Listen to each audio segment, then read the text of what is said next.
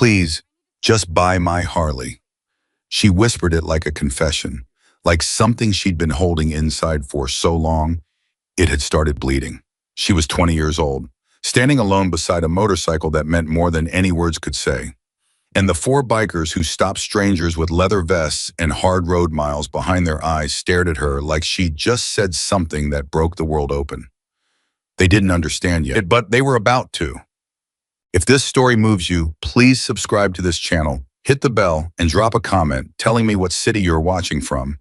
I want to see how far this story travels. The day Madison Parker decided to sell her father's Harley was the hardest day of her life.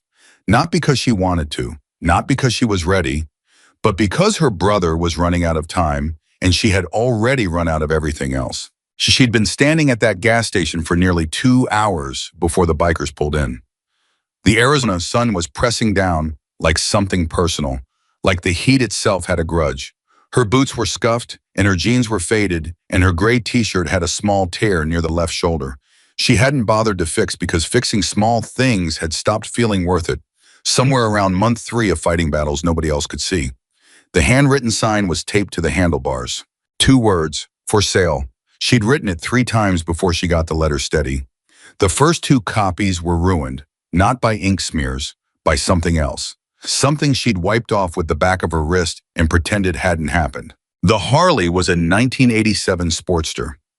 Her father had bought it secondhand when Madison was 4 years old. He'd spent 6 months rebuilding the engine, replacing the carburetor, repainting the tank in a deep burgundy that caught light like something alive. He used to say it wasn't the bike he bought, it was the bike he built. And there was a difference that mattered. Thomas Parker had been a mechanic his entire life. Not the glamorous kind, not the kind with a brand new shop on a commercial strip and a sign lit up in LED lights. He was the kind of mechanic who worked out of a garage attached to a small house in the desert who took in bikes. Other people gave up on who could diagnose an engine problem by the sound it made, the way a doctor might diagnose a patient by the color of their face. He taught Madison everything he knew. She was turning a wrench before she was 10 years old. She knew the difference between a dry clutch and a wet clutch before most kids her age knew how to do long division. Her father didn't teach her because he needed a helper. He taught her because he believed knowledge was the only thing in the world that couldn't be taken away. He was wrong about that, as it turned out, but that came later. Thomas died on an ordinary Tuesday 3 years ago. No warning, no dramatic final conversation. He was 52 years old and he sat down in his garage chair after dinner to listen to the radio, and somewhere between one song and the next, his heart simply stopped. The coroner said it was fast. Madison chose to believe that. She needed to believe that. He left behind 2 children, a rented house, and the Harley. There was no life insurance. There was no savings account worth mentioning. There was a toolbox that Madison kept locked because she couldn't look at it without hearing his voice. And there was that motorcycle which she had maintained every single week since the day they buried him. Oil changes chain, tension brake pads, tire pressure, as if keeping it running was a way of keeping something of him alive. And now she was selling it, because Noah needed her to. Noah was 16. He was the kind of kid who laughed at things other people didn't notice, who kept a notebook of song lyrics he was writing, even though he'd never told anyone about it, who still called her Maddie like he'd been doing since he was 3. He had a treatment program available to him, a specialized intervention for a condition that had been quietly stealing pieces of him for over a year. A condition that his school counselor had identified, that 2 doctors had confirmed that one specialist had called very manageable with proper intervention, but that the insurance company had looked at and decided in their infinite wisdom wasn't sufficiently covered under his current plan. The program cost more than Madison made in 4 months. She had sold her laptop. She had sold the small collection of silver jewelry her mother left behind before she disappeared from their lives when Madison was 12. She had picked up night shifts at a diner 2 towns over, driving 40 minutes each way on roads with no streetlights. She had borrowed money from her coworker Diane, who couldn't really afford to lend it, but did anyway because Diane was the kind of woman who gave you her last $20 and told you she didn't need it back. The deadline for Noah's enrollment in the program was in 5 days. And Madison was still short. The Harley was the last thing left. She heard them before she saw them. The sound of 4 motorcycles is not subtle. It rolls ahead of itself, a deep mechanical rumble that fills space before the machines themselves arrive. Madison had spent enough time around bikes to know the difference between a tuned engine and a rough one. And these were tuned, maintained by people who understood what they were doing. She turned to look. 4 men, leather vests with patches she recognized without needing to read them closely. Hell's Angels. She'd grown up knowing the name the way you grow up, knowing the names of storms with a kind of awareness that didn't require experience to be meaningful. She watched them park. They moved with the ease of people who had been doing exactly this, stopping exactly like this, in exactly this kind of place for decades. There was a specific unhurriedness to it that had nothing to do with laziness. It was the unhurriedness of people who had stopped trying to prove things. The one who noticed her first was a man in his mid-50s, broad through the shoulders, gray at the temples. He had the kind of face that had clearly been through weather, not just sun and wind, but the metaphorical kind. The kind of face that had made decisions and lived with them. His name was Jackson Reed. He was a road captain, had been for 11 years. Among the people who knew him, he was not known for the things people assumed about men who wore his patch. He was known for something quieter, for a habit of stopping, of noticing, of asking one more question when everyone else had already moved on. He climbed off his bike, looked across the parking lot, and saw the Harley. Then he saw the sign. Then he saw her. I didn't say anything right away. He bought a bottle of water from the vending machine near the door, drank half of it, and then walked slowly, deliberately across the parking lot toward her. Madison watched him come. She told herself not to be afraid. She wasn't afraid. She was too tired to be afraid of anything that wasn't her brother's enrollment deadline. Jackson stopped about 6 feet from the Harley. He looked at it for a long moment. Not at her, at the motorcycle, the way someone looks at something they want to understand before they say anything about it. 87 Sportster, he said. Yes, Madison said. You rebuild this yourself. My father did originally. I've been maintaining it. Jackson crouched down and looked at the engine without touching it. He looked at the chain, the brake lines, the carburetor cover. He stood back up. This bike is in better shape than most 20-year-old bikes I've seen, he said. Someone loves this machine. Madison's jaw tightened. It's for sale. I can see that. He looked at her then, not in a way that felt intrusive, in a way that felt careful. How much are you asking? She told him the number. It was fair. It was actually below fair. She'd priced it to sell, not to get what it was worth. Jackson nodded slowly. You know what it's actually worth? Yes. Then you know you're leaving money on the table. I know. He studied her for another moment. That sign looks like it was hard to write. Madison didn't answer that. My name's Jackson, he said. Those are my brothers over there. He gestured toward the other 3 men who had bought drinks and were leaning against their bikes, watching without appearing to watch. We're not here to cause trouble. We're just people who ride. And right now I'm a person standing in front of a motorcycle that somebody clearly loves being told it's for sale and trying to figure out why. You don't need to figure out why, Madison said. You just need to decide if you want to buy it. Maybe, Jackson said. But I've been riding long enough to know that when someone prices a bike like this below market and looks like they haven't slept in 3 days, there's usually a reason. And the reason usually matters more than the bike. Madison looked at him. Something moved across her face that she didn't entirely control. It's not your business, she said quietly. You're right, he said. It's not. He paused. But I'm asking anyway, because sometimes the only reason somebody doesn't get help is because nobody thought to ask. She didn't answer immediately. She looked away toward the horizon where the desert stretched out flat and enormous and indifferent. There was a quality to the silence between them that wasn't uncomfortable. It was the silence of 2 people who had both learned through different roads that words cost something, that you didn't use them carelessly. Jackson didn't push. He waited. That was the thing Madison would notice later when she had time to think about it. He waited. He didn't fill the silence with more words. He didn't try to nod her toward an answer. He just stood there with the patience of someone who had genuinely stopped.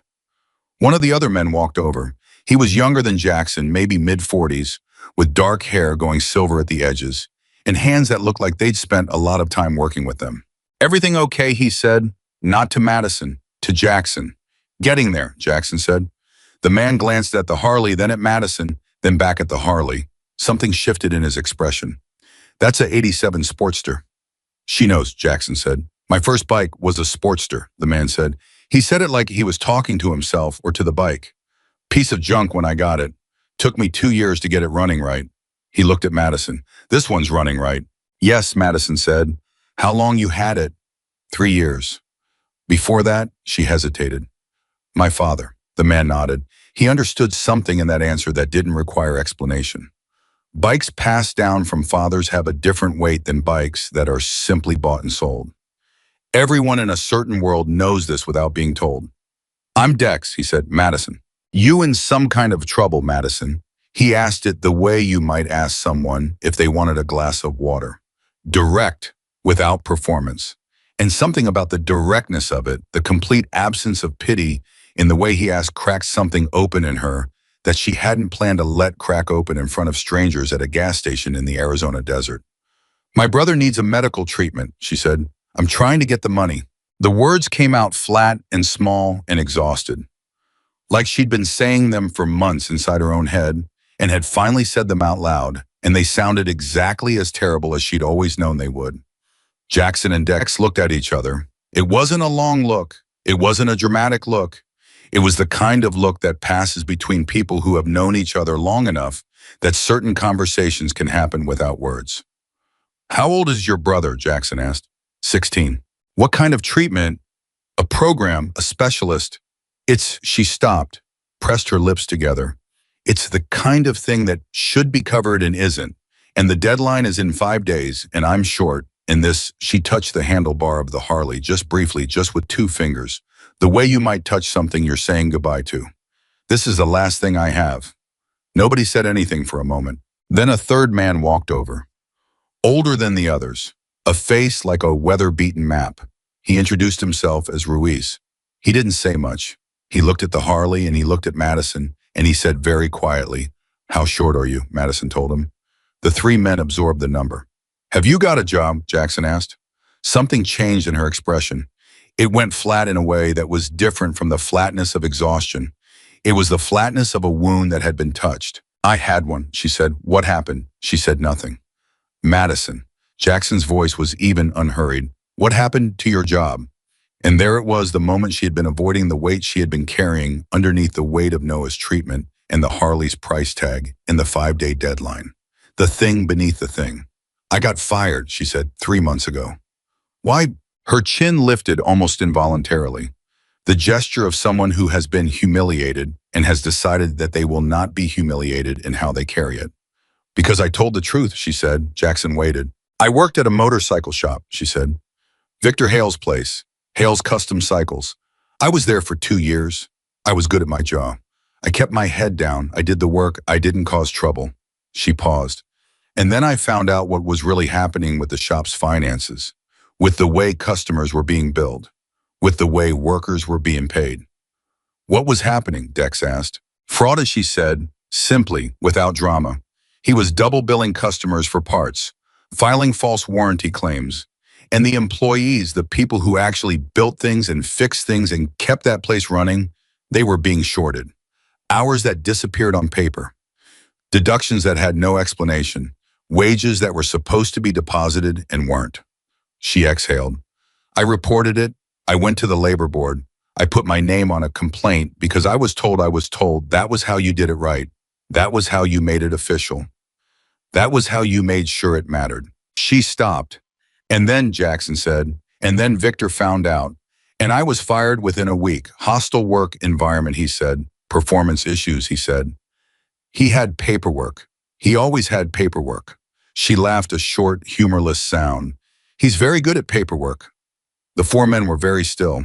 He kept the wages he owed you, Jackson said. 3 months' worth, plus overtime I never saw, plus a bonus that was promised in writing and never paid. She looked at the Harley.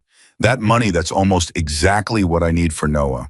Victor Hale is walking around with money that belongs to me, and I am standing at a gas station trying to sell my father's motorcycle, and in 5 days my brother loses his spot in a program that might actually help him. The silence that followed was a different kind of silence than the one before. It had weight to it. Jackson looked at Dex. Dex looked at Ruiz. Ruiz looked at the 4th man who had walked over quietly sometime during Madison's telling, and stood now without speaking with an expression on his face that was difficult to read and somehow the most expressive thing in the parking lot. "Tell me about this Victor Hale," Jackson said, and something shifted in Madison's chest. Not relief. She wasn't ready to feel relief.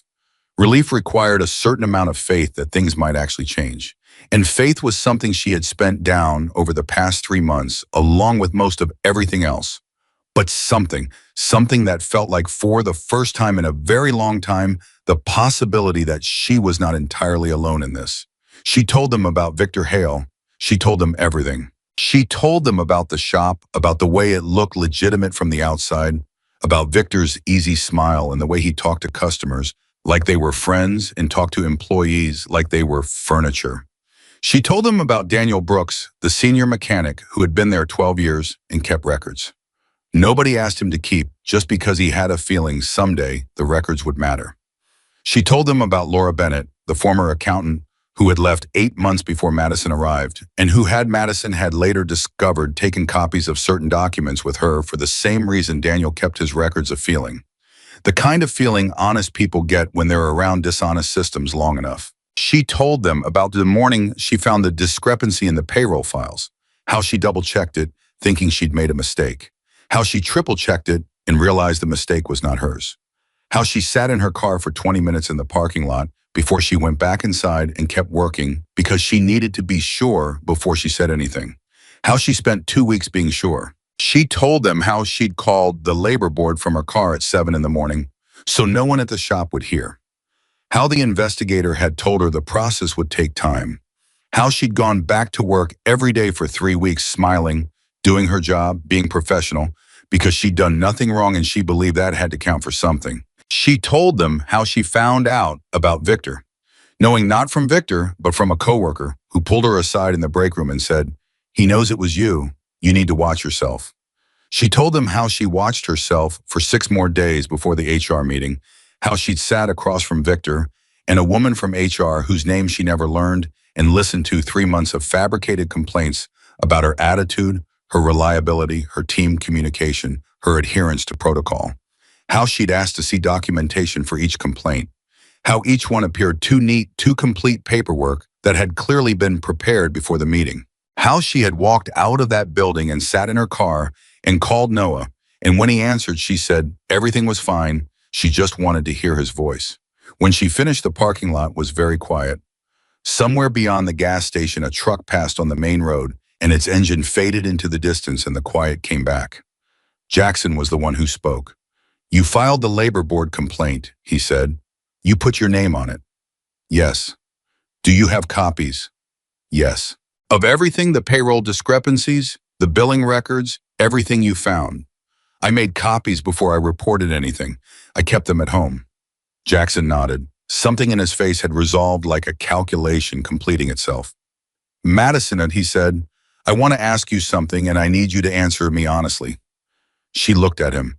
"Do you believe Victor Hale thinks he's already won?" Jackson said. The question landed with an unexpected precision. Madison thought about it seriously. Not rhetorically, she thought about Victor Hale's easy smile. She thought about the too neat paperwork. She thought about the 6 days between the coworker's warning and the HR meeting and how in those 6 days Victor had almost certainly been very busy and very unconcerned and very certain. "Yes," she said, "I think he thinks it's over." "Good," Jackson said, and the way he said it made Madison pay attention in a new way. "Why good?" she said. "Because people who think they've already won," Jackson said, "stop looking over their shoulder." Madison stared at him. "We're not buying your bike," Jackson said. And before Madison could respond, before the disbelief and the despair and the exhaustion could fully form themselves into words, he kept going. "We're not buying your bike," he said again quietly, "because you shouldn't have to sell it. It's not what you're actually owed. What you're actually owed is the money Victor Hale stole from you, and the job he took from you, and the 3 months of your life you spent fighting a battle by yourself that you shouldn't have had to fight alone." Madison opened her mouth, closed it. Her hands grease-stained steady through everything weren't entirely steady anymore. "You don't know this man," she said. "You don't know what he's capable of. He has a lawyer. He has paperwork. He's been doing this for years and nobody has touched him." "I know," Jackson said. "Then why?" "Then, because you put your name on that complaint," he said. You stood up in a room and told the truth with your name attached to it. Most people don't do that. Most people are too afraid, and honestly, that's understandable because it costs something real. You did it anyway. He paused. You don't have to fight alone anymore. That's what I'm telling you. Madison looked at him for a long moment. The desert heat pressed down. A car pulled into the gas station, a family with young children who climbed out loud and oblivious their voices, filling the air for a few moments before drifting toward the entrance. Why, Madison said, not argumentatively, genuinely. Why would you do this? You don't know me. Jackson seemed to consider the question. My daughter is 23, he said. She's got her mother's stubbornness and her father's terrible taste in motorcycles. A beat, something quiet in his face. I look at you and I see someone who's been carrying something this whole time that was never supposed to be hers alone to carry. And I can either get back on my bike and ride away, or I can try to be useful. He shrugged a small, unhurried shrug. I've been riding long enough to know that the second option is usually better. Madison looked at the Harley. She looked at the for sale sign. She thought about her father's hands on these handlebars. She thought about Noah's voice on the phone. She thought about a labor board complaint with her name on it and a man in a leather chair behind a desk who was very certain that she had already given up. She reached out and pulled the sign off the handlebars, slowly, deliberately. She held it for a moment, then folded it once and put it in her back pocket. All right, she said, just that, all right. And something in the parking lot shifted, not dramatically, not with music or spectacle, but in the way that real things shift quietly at the moment when a person stops being alone and becomes without yet knowing what comes next, something other than alone. The Harley stayed, and Madison Parker stayed beside it. And for the first time in 3 months, she didn't feel like the only person standing between her brother and the thing coming for him. That wasn't the end of the hard part. The hard part was still almost entirely ahead of her, but something had changed. And that something had a name, even if she didn't have it yet. It was called Not Alone. Jackson didn't waste time. That was the first thing Madison noticed about him, the way he moved from stillness into action without any visible transition like a switch being thrown. One moment he was standing in the parking lot listening to her story. The next moment he had his phone out and was talking to Dex in a low-focused voice that carried the particular quality of someone who had organized difficult things before and knew exactly how to begin. Call Ruiz over, Jackson said, and tell Marco to stop pretending he's not listening. Dex almost smiled. He turned and waved at the fourth man, Marco, who had been leaning against his bike with his arms crossed and his eyes on the middle distance, which was Madison was beginning to understand simply how Marco paid attention. The four of them came together near the Harley, and for a moment Madison felt something strange, the feeling of being inside a circle rather than outside one. It was a sensation she hadn't experienced in a long time, and it was so unfamiliar that it almost made her step back. She didn't step back. Tell me the name of your labor board investigator, Jackson said. Chambers, Madison said. Patricia Chambers. She's in the Phoenix office. You have her number? In my phone. You said you have copies of everything at home. Yes, digital and paper. Jackson looked at Dex. We need to see what she actually has before we do anything else. He looked back at Madison. Are you far from here? 20 minutes. Then let's go see what we're working with. Madison blinked. You want to come to my house? I want to see the documentation, Jackson said. Is that a problem? She thought about it for exactly 2 seconds. A month ago, she might have hesitated longer. A month ago, she still had enough energy left to be cautious in the regular way. But caution was a luxury that operated on reserve fuel, and hers had been empty for weeks. No, she said, that's not a problem. She strapped the for sale sign still folded into the inside pocket of her jacket. She swung onto the Harley. The engine caught on the first try because she had never let it be anything other than perfect, and she pulled out of the gas station parking lot with 4 Hells Angels following behind her. It was, she thought, possibly the strangest thing that had ever happened to her, and the day wasn't close to over. Her house was a small rental on a dirt road about 3 miles outside of town. It was the kind of place that was always described by the people who rented it as temporary, a word that sometimes turned into 2 years without anyone meaning for it to. She shared it with a woman named Carmen, who worked nights at a distribution center and was therefore almost never home during daylight hours, which meant the house was empty when they arrived. Madison parked the Harley and led the 4 men inside without ceremony. The living room was clean but spare. a second-hand couch, a kitchen table with two mismatched chairs, a small bookshelf full of the kind of books that accumulate in a life that doesn't have much room for decoration, a few paperback thrillers, a couple of automotive manuals, a battered copy of a book about small business accounting that Madison had bought because she once thought she might open her own garage someday. She went directly to her bedroom and came back with a manila folder and a laptop. She put them on this kitchen table. Jackson sat down across from her. Dex leaned against the counter. Ruiz sat in the second chair. Marco stayed standing near the door, which seemed to be simply where Marco went in rooms. "Walk me through it," Jackson said. Madison opened the folder. "This is the original payroll discrepancy I found," she said. She laid 3 printed pages on the table. "This column is hours worked. This column is hours paid. The difference highlighted here, this is what I'm owed just for the month of January." She laid another page down. "February, March." She laid 2 more.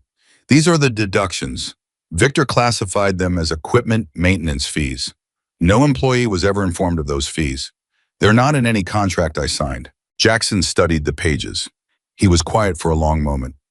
"These are clear," he said. "I know. These aren't ambiguous numbers. These aren't gray area accounting." He looked up. "These are theft." "I know," Madison said. "That's what I told the labor board." "And what did Chambers say?" "She said the investigation was ongoing, that these things take time, that I should be patient." Ruiz made a sound that wasn't quite a word. "How long ago did you file?" Dex asked. 4 months. The kitchen was quiet for a moment. "Open the laptop," Jackson said. Madison opened it and turned it to face him.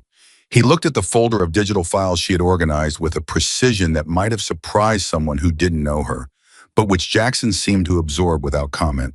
He clicked through several folders. He opened files. He read without rushing. After 7 minutes, and Madison counted, because she was the kind of person who noticed time when tension was present, he leaned back.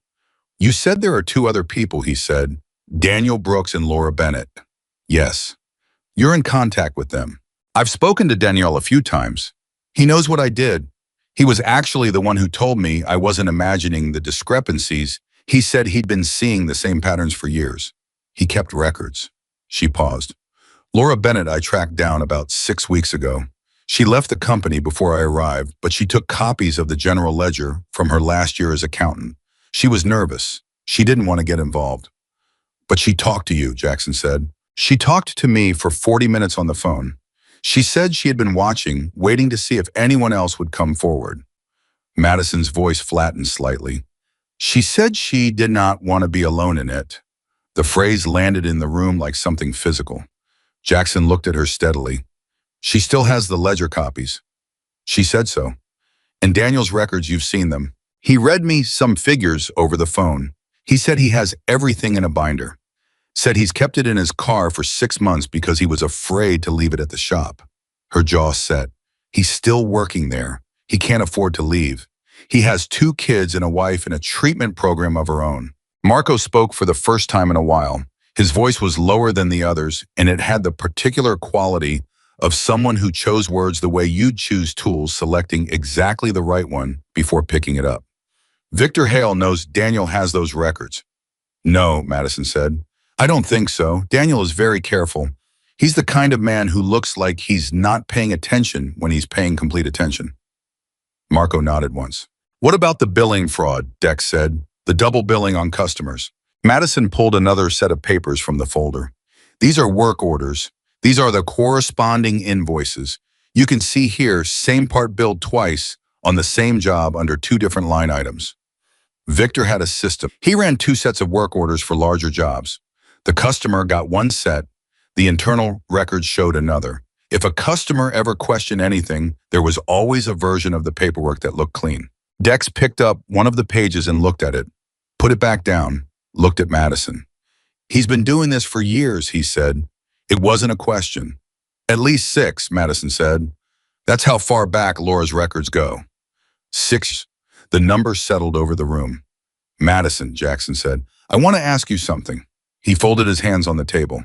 "When you filed that labor board complaint, did Victor's lawyer reach out to you afterward?" She looked at him sharply. "How did you know that?" "Because that's what happens," Jackson said evenly. When someone like Victor gets a complaint filed against them, the first thing their lawyer does is reach out to the person who filed it. Not officially, not threateningly, just reaching out. He called me, she said. Victor's lawyer, a man named Greg Simmons. He said he was calling to see if there was a way to resolve the situation informally. That Victor was willing to have a conversation. That these kinds of misunderstandings happened in small businesses all the time. And you said, I said I would let the process work. I said I had filed a complaint and I trusted the labor board to investigate it. And then I got fired. The sequence hung in the air between them. Greg Simmons made a note of that call, Jackson said. Somewhere in Victor's file, that call is documented as a good faith outreach that was declined. That's how they build the narrative. They reach out, you decline, they escalate, and then when the retaliation comes, they have a record that they tried to solve it civilly first. Madison stared at him.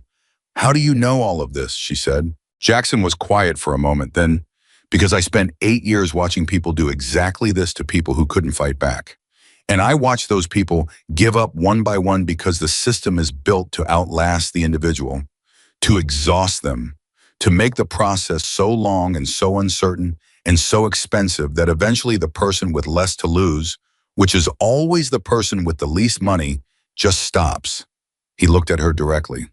You haven't stopped. I can't stop, Madison said. Noah can't wait. No, Jackson said. He can't. He straightened. So we're not going to wait either. What happened next moved faster than Madison expected. Jackson made 2 phone calls in the next 30 minutes. He didn't make them in front of her. He stepped outside for the first one. And when he came back inside, his expression had the particular calm of someone who had gotten an answer they expected. I know a lawyer, he said. Her name is Renata Voss. She does labor law and employment litigation. She's in Tucson.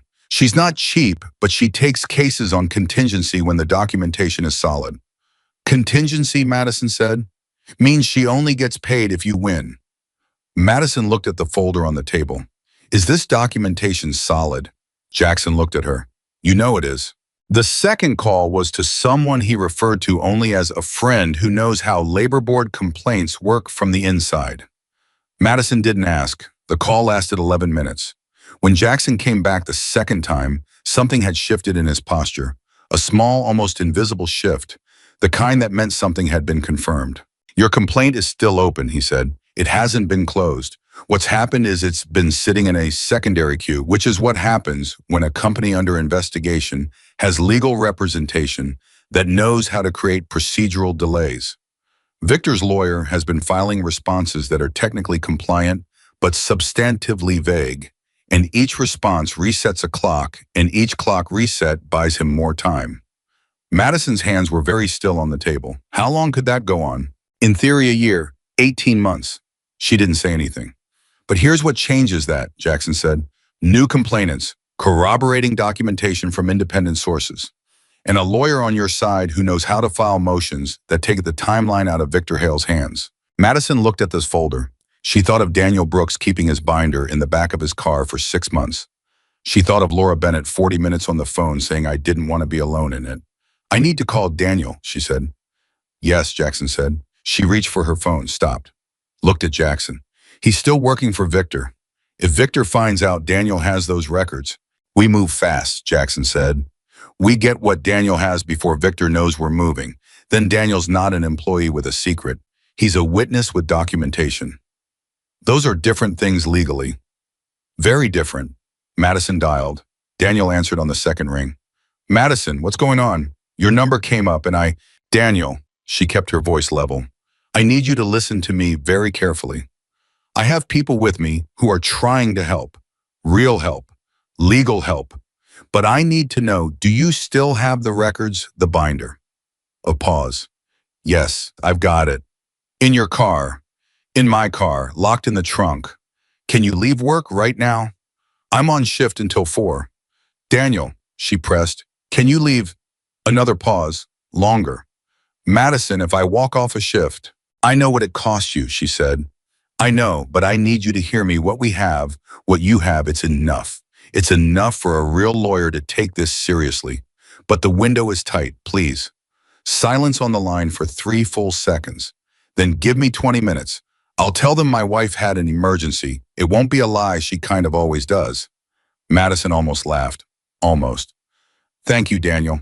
She hung up, looked at Jackson. 20 minutes. Jackson nodded. I'll call Renata. Daniel Brooks arrived in 23 minutes. He was a man in his early 50s with the bearing of someone who had worked hard his whole life and made peace with it, not bitterly but genuinely. He walked in the door, saw the four bikers in the small living room, and stopped completely. These are the people who are helping you, he said to Madison. Yes.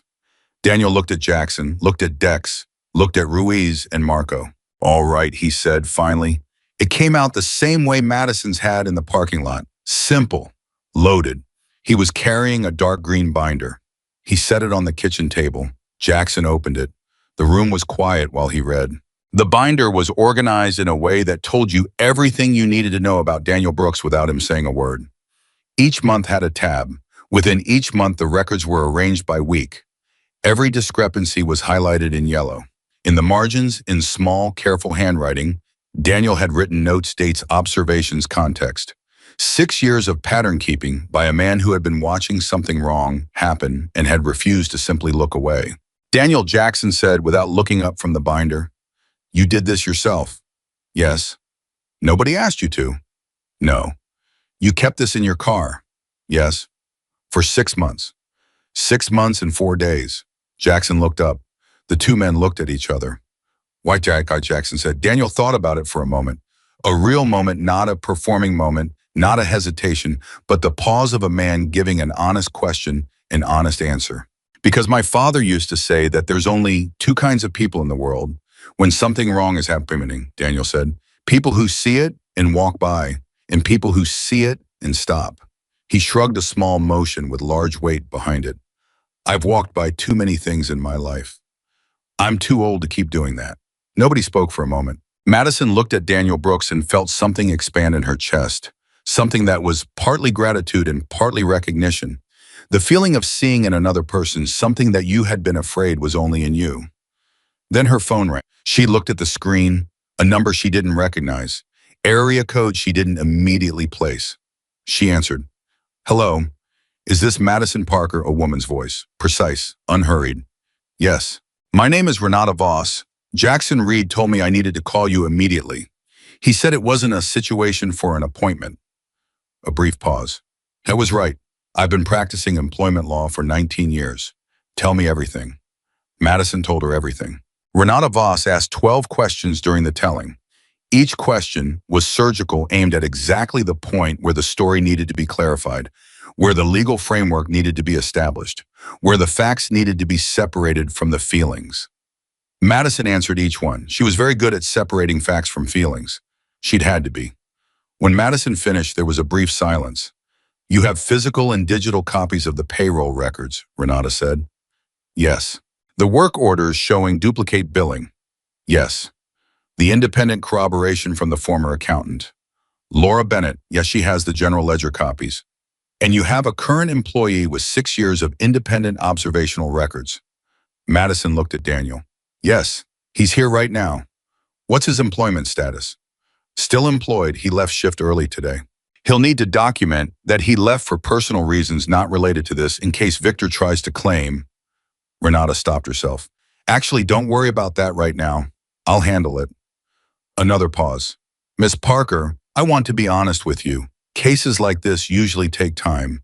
Courts take time. Labor boards take time. I know that's not what you want to hear." "My brother's enrollment deadline is in 5 days, Madison said. Renata was quiet. "I know," she said. "Jackson told me." A beat. "So here is what I can do. I can file an emergency motion with the labor board to reclassify your complaint based on new corroborating evidence from multiple independent sources. With what you've described, if the documentation holds up, and it sounds like it does, we have grounds for an expedited hearing. Not a guaranteed outcome, but a real shot at forcing a preliminary resolution within days rather than months." Madison's hand tightened around the phone. "What do you need from me?" she said. "Everything in that folder. Digital copies to my email within the hour. And Miss Parker," Renata's voice shifted just slightly. Not softer exactly, more direct.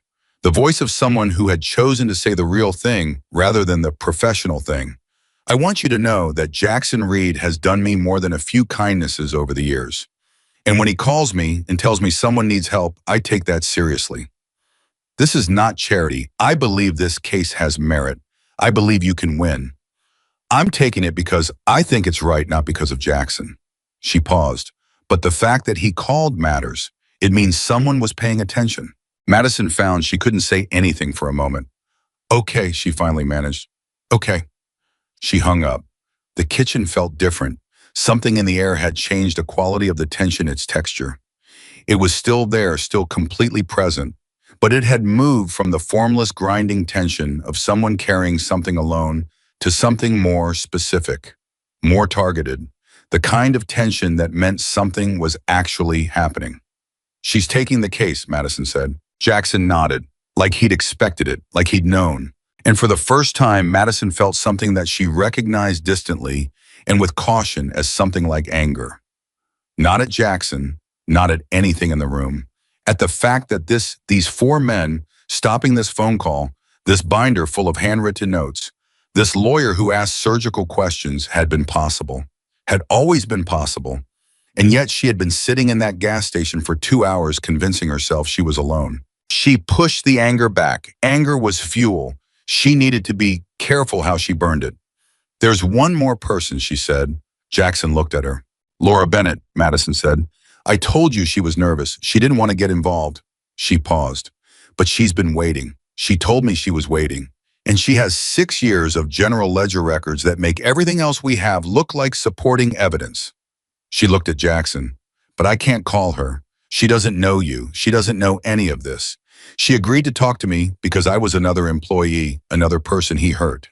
If I call her right now and tell her 4 bikers showed up at a gas station and suddenly there's a lawyer and an emergency motion, she'll run, Dex said. She'll run, Madison confirmed. The room considered this. Then you call her, Jackson said. Just you. Take it slow. Don't overwhelm her with everything at once. Tell her the lawyer is real. Tell her the case is moving. Tell her what you need. Madison nodded. She picked up her phone. She walked to the other side of the small living room, not for privacy, but for the particular quality of mental focus that came with physical distance, even small distance. She dialed Laura Bennett's number. It rang 4 times. 5. Madison's jaw tightened. 6. Hello? A woman's voice. Cautious. The voice of someone who had learned to be cautious when calls came unexpectedly. Laura, it's Madison Parker. I'm sorry to call without warning. Madison, a pause. Is something happening? Yes, Madison said. Something is finally happening, and I need to tell you about it. She told Laura Bennett the same way she told Renata Voss, efficiently, clearly, without embellishment. She told her about the lawyer, about Daniel's binder, about the emergency motion and the timeline and Noah's deadline. Laura was quiet through most of it. When Madison finished, the silence on the other end went on long enough that Madison started to feel the floor shift under her feet.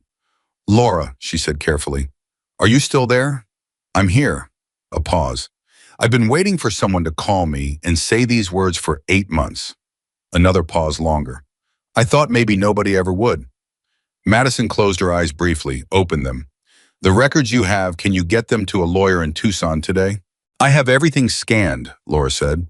I've had it all scanned since the day I left. I didn't even let myself think about why. I needed to have it. Her voice steadied. Tell me where to send it. Madison turned around and found Dex already holding a piece of paper with Renata Voss's email address written on it. She read it to Laura. Sending it now, Laura said. Madison. Yes. Tell whoever helped you set this up. She stopped. Started again. Just tell them thank you. From someone they've never met. Tell them it matters. Madison looked at Jackson sitting at her kitchen table with his hands folded and his face carrying that particular quality of stillness that she was beginning to understand wasn't stillness at all. It was attention, complete, unhurried, absolute attention. I will, she said. I'll tell them. She hung up. The room held everything that had happened in the last 2 hours. The documents on the table, the binder open to a page of careful handwriting. Daniel Brooks sitting very straight in a kitchen chair with the expression of a man who had finally put something down. that had been very heavy, the four men who had been strangers at a gas station and were now sitting in her living room as if they had always intended to arrive here. Madison set her phone down on the table. "Renata needs the digital files in the next hour," she said. "Then let's get them to her," Jackson said. He stood. "You start with the payroll records. I'll go through the billing documents with Dex. We organize, we scan, we send." "Clear, clear," Dex said. Daniel was already reaching across the table for the binder. "I can cross-reference my records with her payroll files. There are dates that line up that would make the pattern undeniable." The kitchen table became a workspace. Papers moved, laptops open. Madison's fingers moved over the keyboard with the focused efficiency of someone who had spent 3 years doing exactly what needed to be done, whatever that was, because there was no one else to do it. She was scanning the third payroll document when something occurred to her, a thought that rose up from somewhere beneath the urgency, quiet and precise. She looked at Jackson. "Victor thinks this is over," she said. Jackson looked up from the billing documents. "Yes. He thinks I ran out of options and gave up." "Yes. He has no idea any of this is happening." Jackson held her gaze. "No idea in the world." Madison nodded slowly. "Good," she said. She went back to the keyboard. Her fingers were steady. Her expression was the expression of someone who had stopped grieving and started moving, who had found in the machinery of action exactly the gear she had been looking for. Outside, the Arizona afternoon was doing what Arizona afternoons did, burning relentless, indifferent to the small human things happening inside small houses on dirt roads. But inside the house, something that had been cold for months was warming, not to comfort, not to ease, to heat. The kind of heat that meant something was about to happen. Daniel's cross-referencing found 3 additional discrepancies that Madison hadn't caught: dates where 2 sets of payroll were processed under different employee codes, a manipulation sophisticated enough that it required knowing the system well to see and obvious once you knew what you were looking for. "He's been doing this longer than 6 years, Daniel said. He said it quietly, but with the particular weight of a statement that changes the size of the thing you're looking at. "These codes go back further. I only started my records when I started noticing. But this pattern," he tapped the page, "this is practiced. This is something someone developed over time." Jackson looked at the page, then at Madison. "Does Renata know about the codes?" he asked. "Not yet," Madison said. "Add it to the file."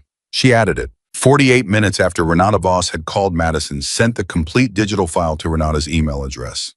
Every payroll discrepancy, every false deduction, every duplicate billing record, Daniel's cross-referenced timeline, Laura's 6 years of general ledger documentation, her own labor board complaint, every response from Victor's lawyer, every delay, every procedural maneuver that had turned an open and shut case into a 14-month bureaucratic crawl. All of it. She hit send. Then she sat back and looked at the ceiling and breathed. "Now we wait," she said. "Now Renata works," Jackson said. "There's a difference." Madison lowered her gaze from the ceiling and looked at him. "How long have you known her?" "Long time." "Does she always move this fast?" Jackson considered. "She moves as fast as the situation requires. Today the situation requires fast." He paused. "She's one of those lawyers who went into employment law because she actually cared about what employment law exists to do. They're not as rare as people think, but they're rare enough that when you find one, you don't forget." Daniel stood up from the table, stretched his back with the movement of a man for whom physical discomfort was a familiar and accepted companion. "I should tell my wife what's happening," he said. "She's going to want to know." A pause. "She's going to want to say something to Victor Hale, actually. I'll probably have to talk her out of it." The room's tension broke slightly, not dissolved, but bent, made briefly human and almost warm. "Tell her to wait," Jackson said, with something that wasn't quite a smile but was adjacent to one. Daniel nodded. He looked at Madison. "You doing okay?" She thought about the question with the same seriousness she'd given everything else that day. "I've been better," she said. "I've been a lot worse." Daniel nodded again. He picked up his binder. Then he set it back down on the table. "Leave it here," he said, "with you, in case you need it." He looked at Jackson. "And in case anyone needs to know that it's not just her saying so." He left. The house was quieter with him gone, not empty but quieter. The 4 men remained occupying the small living room with the easy presence of people who knew how to be somewhere without taking it over. Madison looked at this table, at the folder, at the laptop screen. Then she looked at Jackson. Victor Hale has a lawyer, she said, a good one. Even if Renata files the motion, even if the labor board moves fast, Victor is going to push back. He's going to use every procedural tool Greg Simmons knows. Yes, Jackson said. So what do White do about Greg Simmons? Jackson looked at her for a moment. Then he said, there is one thing that makes procedural delays stop working. What? She said, when the thing you're trying to delay becomes public. He let that land. Victor's business depends on his reputation. Custom Cycles is a premium shop. His customers are people who pay a lot of money to have someone they trust work on their bikes. The moment they learn that the man they trust has been double billing them for years, he paused. There's no procedure that fixes that. Madison stared at him. You're talking about going public. I'm talking about the option, Jackson said carefully. I'm not saying do it tomorrow, but I want you to know it exists. Because right now, Victor believes his only real threat is a labor board complaint that his lawyer can slow walk for another year. He doesn't know about Daniel's binder. He doesn't know about Laura's ledger. He doesn't know about Renata Voss. And he doesn't know. Jackson stopped. What? Madison said. Jackson looked at her steadily. He doesn't know that the people whose bikes he's been overcharging for 6 years have a community. And that community has a very long memory. The room was very still. Madison understood then what Jackson was really telling her. Not just that she had allies, but the nature of what those allies were, who they were connected to, what their presence in this fight actually meant, not as a threat, not as intimidation, but as a network, a community that existed in exactly the world Victor Hale operated in. The world of motorcycles, the world where reputation was currency, the world that Victor had been stealing from one double-billed work order at a time for 6 years. Madison Parker looked at the 4 men in her small living room. She thought about her father who had spent his entire life repairing bikes for people he believed deserved honesty, who had built a reputation one motorcycle at a time in a world that ran on exactly that. And she thought about Victor Hale sitting in his office right now, very certain that a 20-year-old woman with no money and no lawyer and no connections had finally run out of road. He was wrong about that. He had been wrong about that from the moment he decided she didn't matter enough to respect. Madison's phone lit up on the table. A text message from a number she didn't have saved. She picked it up. The message was from Renata Voss. It said, file received. Documentation is strong. Filing emergency motion tonight. Call me at 7 a.m. Madison read the message once. Then again. Then she set the phone back down on the table very slowly, very carefully, the way you set down something you do not want to drop. She looked at Jackson. She's filing tonight, she said. Jackson nodded. That means by tomorrow, Madison said slowly, working through the timeline. Victor Hale is going to know that something has changed. Yes, Jackson said. He's going to find out there's a lawyer, new evidence, a motion. Yes. And then he's going to try to figure out what happened, how this changed, who helped. Yes, Jackson said. He is. Madison looked at the Harley through the front window. It was visible from where she sat, parked outside, engine. Silent waiting, the motorcycle that had almost been sold that morning, the motorcycle that was still here. He's going to be very confused, she said. Probably, Jackson said. Good, said Madison Parker. And she meant it with everything she had. Renata Voss called at 6:47 a.m. Madison had been awake since 4. She'd stopped pretending to sleep around 3:30 when the ceiling stopped offering anything useful, and her mind refused to stop running the same calculations. 5 days, 4 days, the number. She was still short Noah's voice the last time she called him, the way he tried to sound fine and almost succeeded. She'd made coffee she didn't taste and sat at the kitchen table with Daniel's binder open in front of her, reading through his careful handwriting. For the 3rd time, not because she needed to, but because doing something with her hands kept the waiting from becoming unbearable. When the phone rang, she picked it up before the first ring finished. Renata. Good morning. Renata's voice was the same as it had been the night before, precise, unhurried, completely awake. Madison had the impression that Renata Voss operated on a schedule that most people would find alarming. I filed the emergency motion at 11:40 last night. The labor board's emergency docket opens at 8. We'll have a response by noon. Madison's hand tightened on the phone. What kind of response? Either they grant the expedited hearing or they don't. If they grant it, we're looking at a preliminary session within 48 to 72 hours. That puts us inside your window. A pause. If they don't grant it, we go to the next option. What's the next option? I file a civil suit in Maricopa County and simultaneously send a formal demand letter to Victor Hale's counsel specifying exactly what we have and what it establishes. Sometimes the civil threat moves faster than the administrative process because it changes the calculation for his insurance carrier. Another pause. But I don't want to lead with that unless we have to. I want the labor board to do what they're supposed to do. Madison absorbed this. You reviewed everything I sent. I reviewed it until 2 in the morning. Something moved in Renata's voice, a quality that wasn't quite admiration, but was in the same neighborhood. Miss Parker, I've been doing this for 19 years.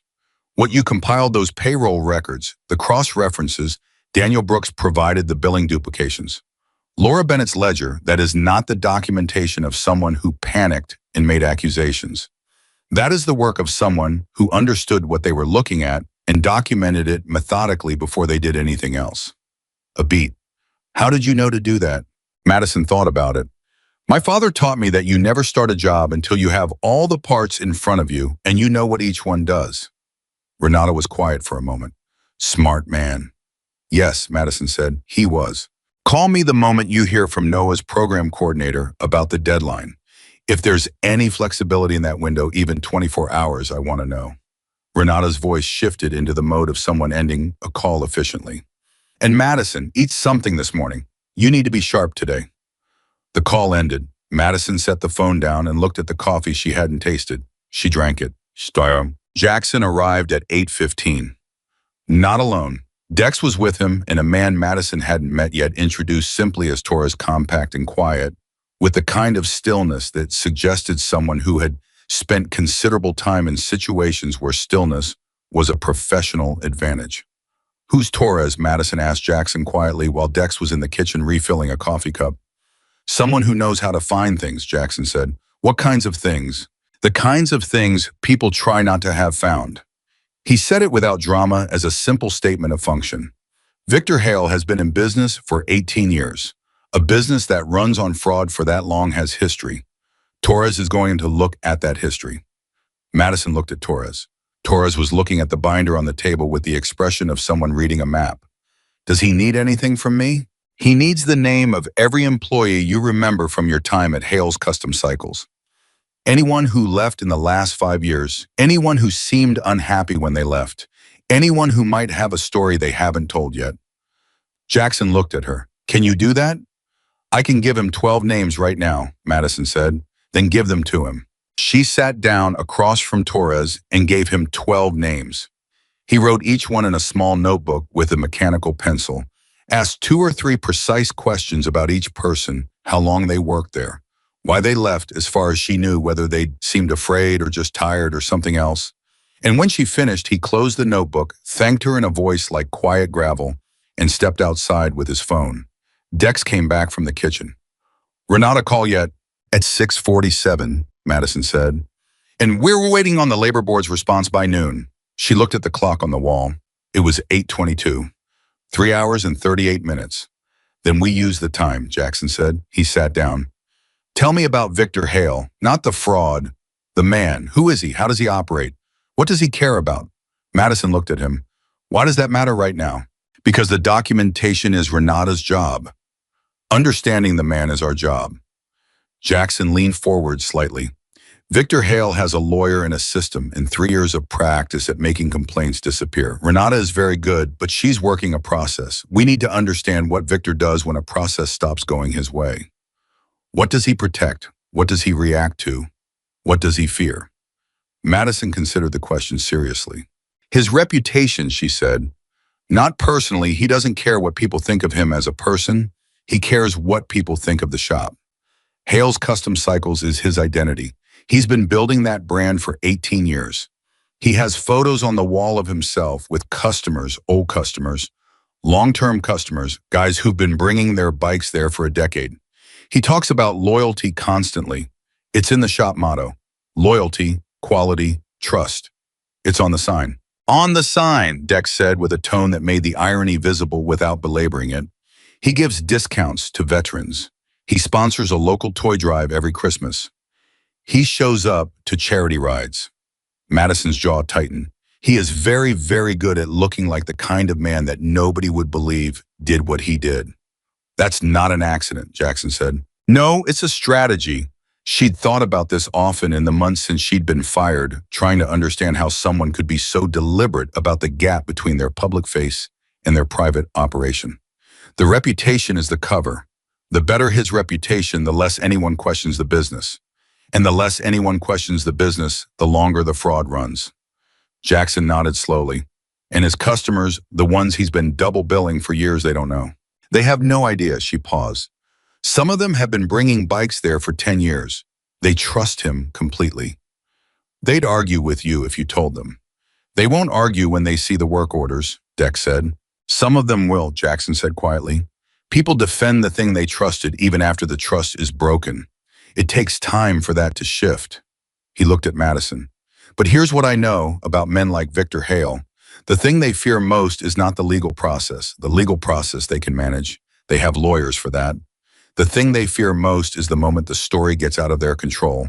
When it stops being a private dispute between a fired employee and her former employer and becomes something that exists in the world in a way they can't contain. Madison was very still.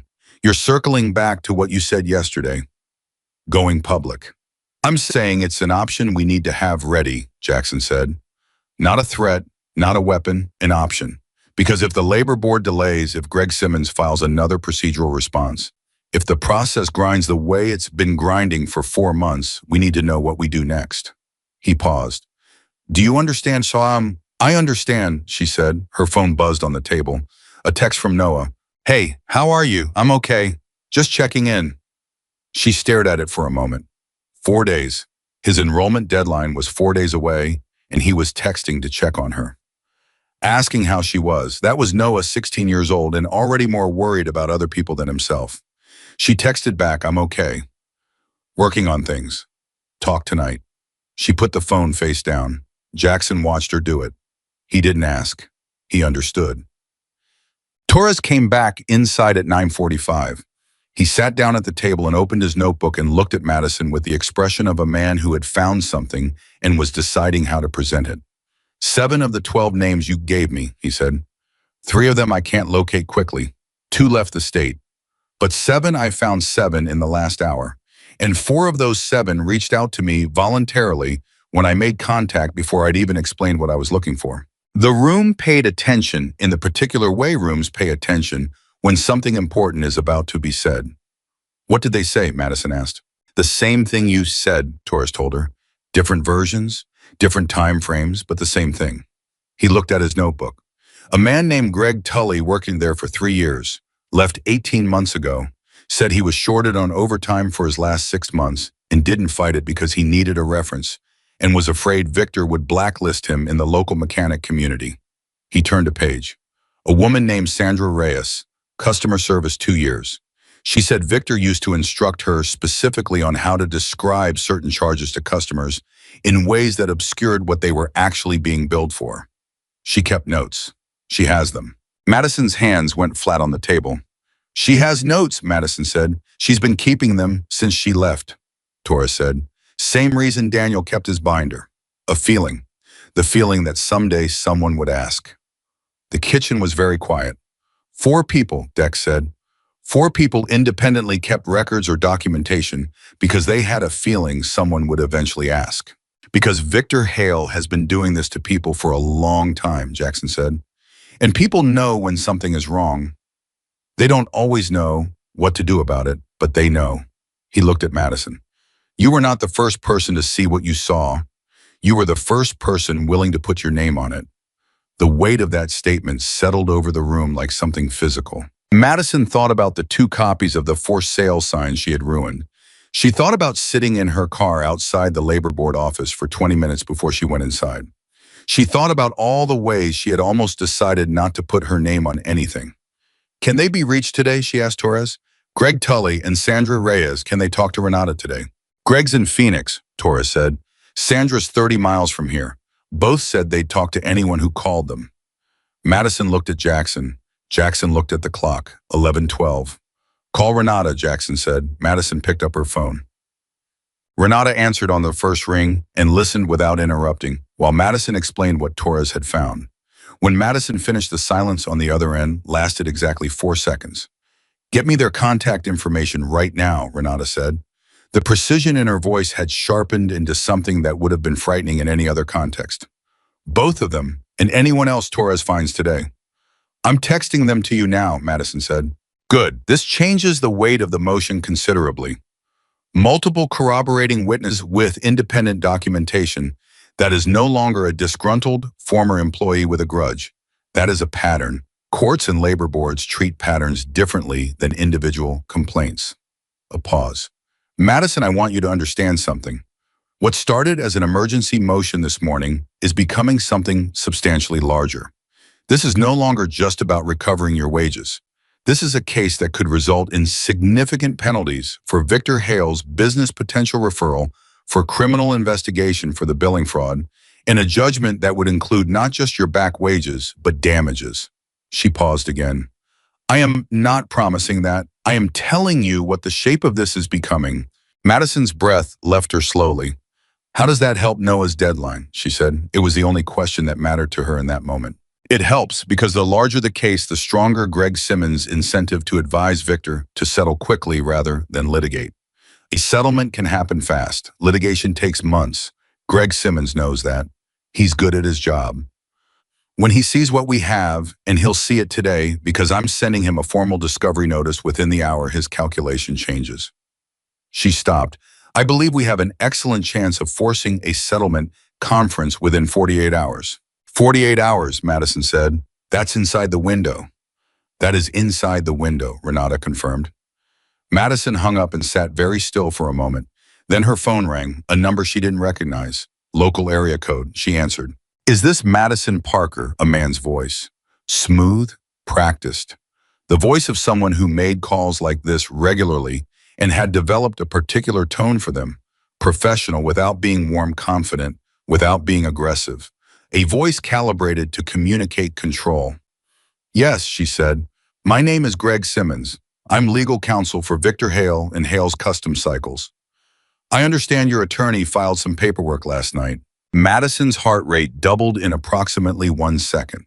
She kept her voice completely level. I understand that too. I'd like to have a conversation, Simmons said. Not a formal one, just a preliminary discussion to understand the situation better. I think that conversation should happen between you and my attorney, Madison said. Her name is Renata Voss. You can reach her at... I know who Renata Voss is, Simmons said. And for just a fraction of a second beneath the smooth professional surface of his voice, something else was audible. Not fear, something adjacent to it. The sound of a calculation being rapidly revised. I'll reach out to her office.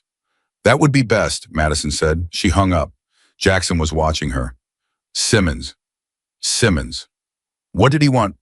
To talk, Madison said. Without lawyers. Jackson nodded slowly. He already saw the motion. She confirmed. And he called me instead of Renata.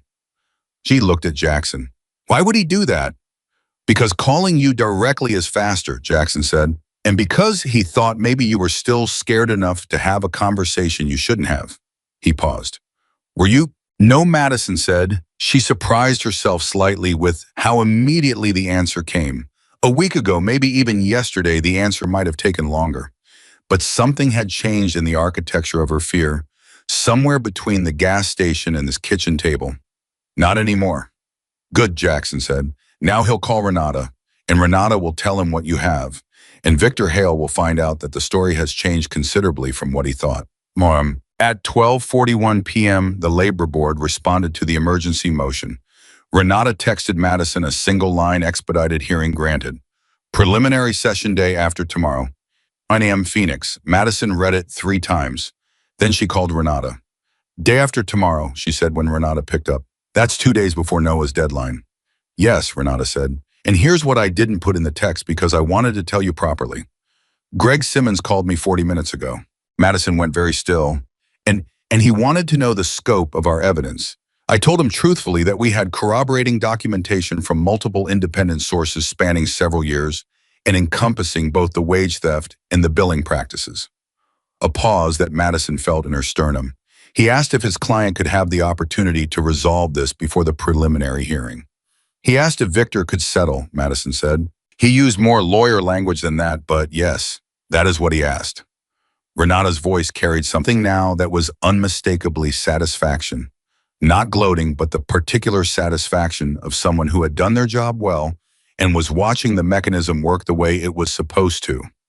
I told him that my client's priority was making her brother's medical program deadline and that any resolution would need to address that timeline explicitly.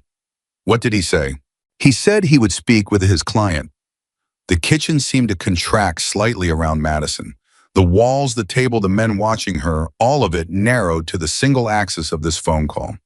Renata, she said carefully, if Victor agrees to a settlement, what are we talking about? What number? Unpaid wages over time, wrongful termination and retaliation damages, with multiple corroborating witnesses. We're talking about a figure considerably larger than what you originally calculated. I want to be careful about specifics until Simmons comes back to us. But Madison, Renata paused. It will more than cover your brother's treatment. The silence that followed was the kind of silence that has a physical quality to it, the kind that you can feel against your skin. More than cover it, Madison repeated. More than cover it, Renata said. Madison put the phone down on the table because her hand needed to put something down. Dex was watching her. Good news. She opened her mouth, closed it, tried again. They might settle, she said, before the hearing. Victor might. She stopped, pressed both hands flat on the table. It's not done yet. He hasn't agreed to anything. Simmons has to go back to Victor. But it's moving, Jackson said. It's moving, she said, and then without warning, without any theatrical buildup, without being prepared for it at all. Madison Parker put her face in her hands and cried.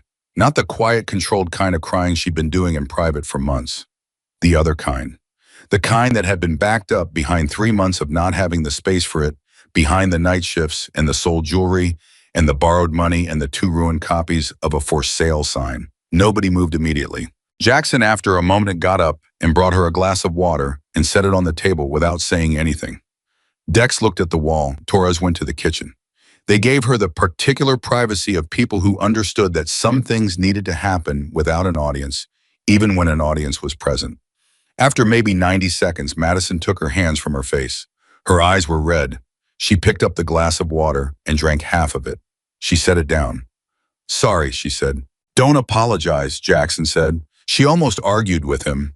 Then she didn't. She nodded once and straightened in her chair, and the expression that came back onto her face was the expression she'd been wearing for 3 months. The one that was made not of the absence of feeling, but of the decision to keep moving through it. What if Victor says no, she said. Her voice was entirely steady. What if he looks at everything Simmons tells him and he still decides to fight it? He might. He's been fighting it for 4 months. Then we go to the hearing in 2 days, Jackson said, and we bring everything. And Noah's deadline. Jackson was quiet for a moment. It was the first time she had seen him be quiet in a way that wasn't completely comfortable. He didn't have an answer that solved that. He knew it, and she knew it, and the moment held that without flinching. We deal with that if we get to it, he said, but we're not there yet. The afternoon moved. Torres made more calls. By 3 p.m., he had reached 2 more former employees, a mechanic named Art Delgado who had been underpaid for 2 years and had the pay stubs to prove it, and a younger woman named Kayla Marsh, who had been employed for 8 months, had witnessed a specific instance of billing fraud firsthand and had been looking for someone to tell for 14 months. Every person Torres found said some version of the same thing. I kept what I had because I thought someone would ask eventually. They had all been waiting. They had all been alone in the waiting. And now they weren't. At 4:15, Renata called back. Madison answered on the first half ring. Greg Simmons just called, Renata said. Her voice was controlled, but only in the way that a thing is controlled when it requires control, which is to say something behind it was pressurized. Victor Hale wants a meeting, in person, tomorrow morning. Not a formal settlement conference, a meeting. Just Victor Simmons, you and me. Madison absorbed this. Why in person? Why not through you? Simmons said Victor wants to look at you directly. A pause. I told him that was not the kind of language I respond positively to. He rephrased. He said Victor believes a face-to-face conversation would be productive. What do you think he actually wants? Madison said. I think he wants to see if you'll blink, Renata said simply. Victor Hale has spent 18 years being very good at reading people. He's seen the motion. He knows what we have, but he hasn't seen you. And men like Victor Hale, in my experience, still believe that the person matters as much as the paperwork. That if he can sit across from you and use his voice and his presence and all the authority he's built over 18 years, he thinks he can shift something. He won't, Madison said. I know that, Renata said. I want to make sure you know it. I know it, Madison said firmly, without hesitation. Then I'll confirm the meeting. A pause. 10 a.m. tomorrow, Victor's office. Victor's office. The same building she had been walked out of 3 months ago by an HR woman whose name she'd never learned. The same desk behind which a man had sat and presented her with fabricated paperwork and a very calm expression that said, I've already won this. The same office where she was going to sit down tomorrow and let him discover exactly how wrong he'd been. Fine, Madison said. 10 a.m. She hung up. Jackson was watching her with the specific quality of attention he always gave things that mattered. He wants a meeting. Tomorrow, 10 o'clock, his office. Something moved across Jackson's face. Not surprise, more like recognition. He's going to try to handle you directly. Take the lawyers out of the moment. That's what Renata thinks too. Madison looked at him. She says he wants to see if I'll blink. Will you? She looked at him steadily. I watched my father fix things other people gave up on my whole life, she said. I maintained that motorcycle out there for 3 years by myself. I filed a labor board complaint and put my name on it and walked back into that building the next day and did my job for 3 weeks straight while knowing he knew. She paused. No, I'm not going to blink. Jackson nodded, one small definitive nod. Then we prepare you. For what? For Victor Hale's office, Jackson said. Not legally. Renata has the legal part. I'm talking about something else. I'm talking about what happens when you sit across from a man who has spent 18 years making people feel small, and he turns that on you full power, and you need to stay exactly who you are. Madison had not thought about it in those terms. She'd been thinking about documentation and motions and settlement figures.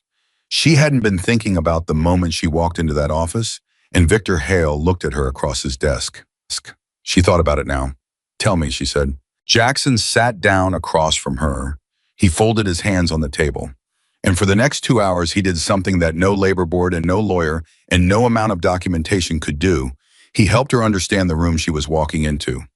He talked about Victor Hale's type, the men he'd encountered who built systems of control around themselves and genuinely believed the system made them invulnerable, who confused fear with respect, who assumed that anyone without institutional power behind them was automatically manageable. He told her what Victor would expect. He would expect her to be nervous. He would expect her to be desperate because she had been desperate when she filed the complaint, and people in his experience didn't stop being desperate just because the paperwork changed. He would expect her to respond to his presence the way employees responded to him for 18 years, with deference, with the body language of someone who needed something from him. And what do I give him instead? Madison asked. The truth, Jackson said simply. Not a performance, not a confrontation, the truth. You sit in that chair and you are exactly who you have always been, someone who does what needs to be done and documents everything and tells the truth. You don't need to intimidate him. You don't need to match his energy. You just need to be completely, entirely yourself. He paused. That is the thing he has never once accounted for, because he doesn't believe people like you are real. Madison looked at him. People like me. People who put their name on things, Jackson said. People who keep going. People who show up at a gas station with a motorcycle they can't stand to sell and a sign taped to the handlebars and still don't quit. He looked at her directly. He doesn't believe those people are real. That's his blind spot. That's where this ends. The evening came in the way Arizona evenings came fast and without much ceremony. The light changed outside the window, and suddenly it was dark. Carmen came home from wherever she'd been, took in the scene with the particular adaptability of a woman who had shared a house with Madison long enough to know that unusual things sometimes gathered around her, said a quiet hello to everyone, made herself a sandwich, and went to her room. Madison made coffee. Jackson drank it. Dex went outside and came back and said nothing about what he'd done out there, which was simply be outside for a while. Torres reviewed his notebook. Ruiz, who had been quiet most of the day, sat at the kitchen table and looked at Daniel's binder for a long time without turning the pages. Madison, Ruiz said finally. She looked at him. My mother worked in a factory for 30 years, he said. The owners shorted wages for the last 4 of those years. Not by a lot. Enough to matter to people who didn't have enough. He looked at the binder. Nobody ever did anything about it. She retired with less than she'd earned and never once said a word about it that I heard until she was dying. He put his hand flat on the binder. Don't let Victor Hale do this to anyone else after you. Make it count. The kitchen was very still. I intend to, Madison said quietly. Her phone buzzed. A text from Daniel Brooks' word got around the shop today. Don't know how. But 3 other guys came up to me separately asking if it's true someone is doing something about Hale. I told them I didn't know what they were talking about. But Madison, there are more. There are more people. Madison stared at the message. She showed it to Jackson. He read it. His jaw set slightly. Victor Hale doesn't know it yet, Jackson said. But the thing he was most afraid of has already happened. The people he spent 18 years counting on to stay silent have already started talking to each other. Madison looked at Daniel's message again. 3 other guys, separately, coming to Daniel because they had heard something was moving. She thought about Victor Hale in his office tomorrow. His easy smile, his years of practiced authority, his absolute certainty that this had already been resolved and all that remained was to confirm it in person. She thought about what he didn't know yet. She thought about the binder on the table, the ledger Laura had sent last night, Sandra Reyes and her notes, Greg Tully and his pay stubs, Art Delgado and Kayla Marsh. 3 more people at the shop whispering to Daniel in doorways. She thought about Patricia Chambers at the labor board, who had told Madison these things take time, but who now had an emergency motion and a corroborating evidence file that was growing by the hour sitting on her desk. She thought about 4 bikers at a gas station who decided to stop. She looked at Jackson. He has no idea, she said. Not a question. None, Jackson said. She nodded once. She picked up her coffee and drank it. Outside, the dark was complete. Tomorrow at 10 o'clock, she was going to walk into Victor Hale's office, sit down across from a man who had spent 18 years being very good at making people feel small, and show him what 18 years of that practice had actually built. Not an empire, not invulnerability, a wall of people who'd been waiting for someone to ask, and someone had finally asked. The coffee was cold by now, but she drank it anyway. Tomorrow was 4 days before Noah's deadline, and Madison Parker was not going to blink. Madison didn't sleep much the night before, not because she was afraid or not only because of that. It was something more complicated than fear. It was the particular sleeplessness of someone who had been running on emergency fuel for so long that even when the emergency shifted, the body didn't know how to stop burning. She lay in the dark and ran through everything. The payroll records, Daniel's cross-references, Laura's ledger, Sandra Reyes and her notes, Greg Tully and his pay stubs. The emergency motion, Renata's voice saying more than enough to cover it. She ran through all of it the way a mechanic runs through a checklist before a long ride, not because she was unsure, but because being sure required the running through. At 5:30, she got up and showered and made coffee and sat at the kitchen table with Daniel's binder open in front of her one more time. Not reading it, just having it there. The way you keep a tool in your hand even when you're not using it yet because the weight of it reminds you that you came prepared. Jackson texted at 6 a.m. A single line, "How are you doing?" She texted back, "Ready?" He texted, "Good. We'll be there at 8:30. Eat breakfast."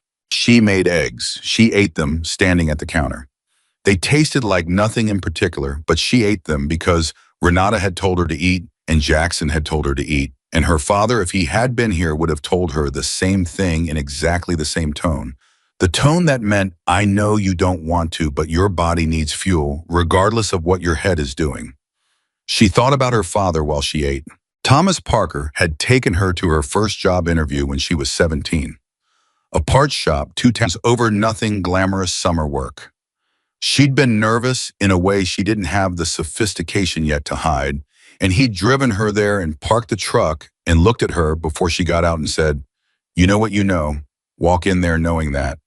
He hadn't told her to smile. He hadn't told her to be confident.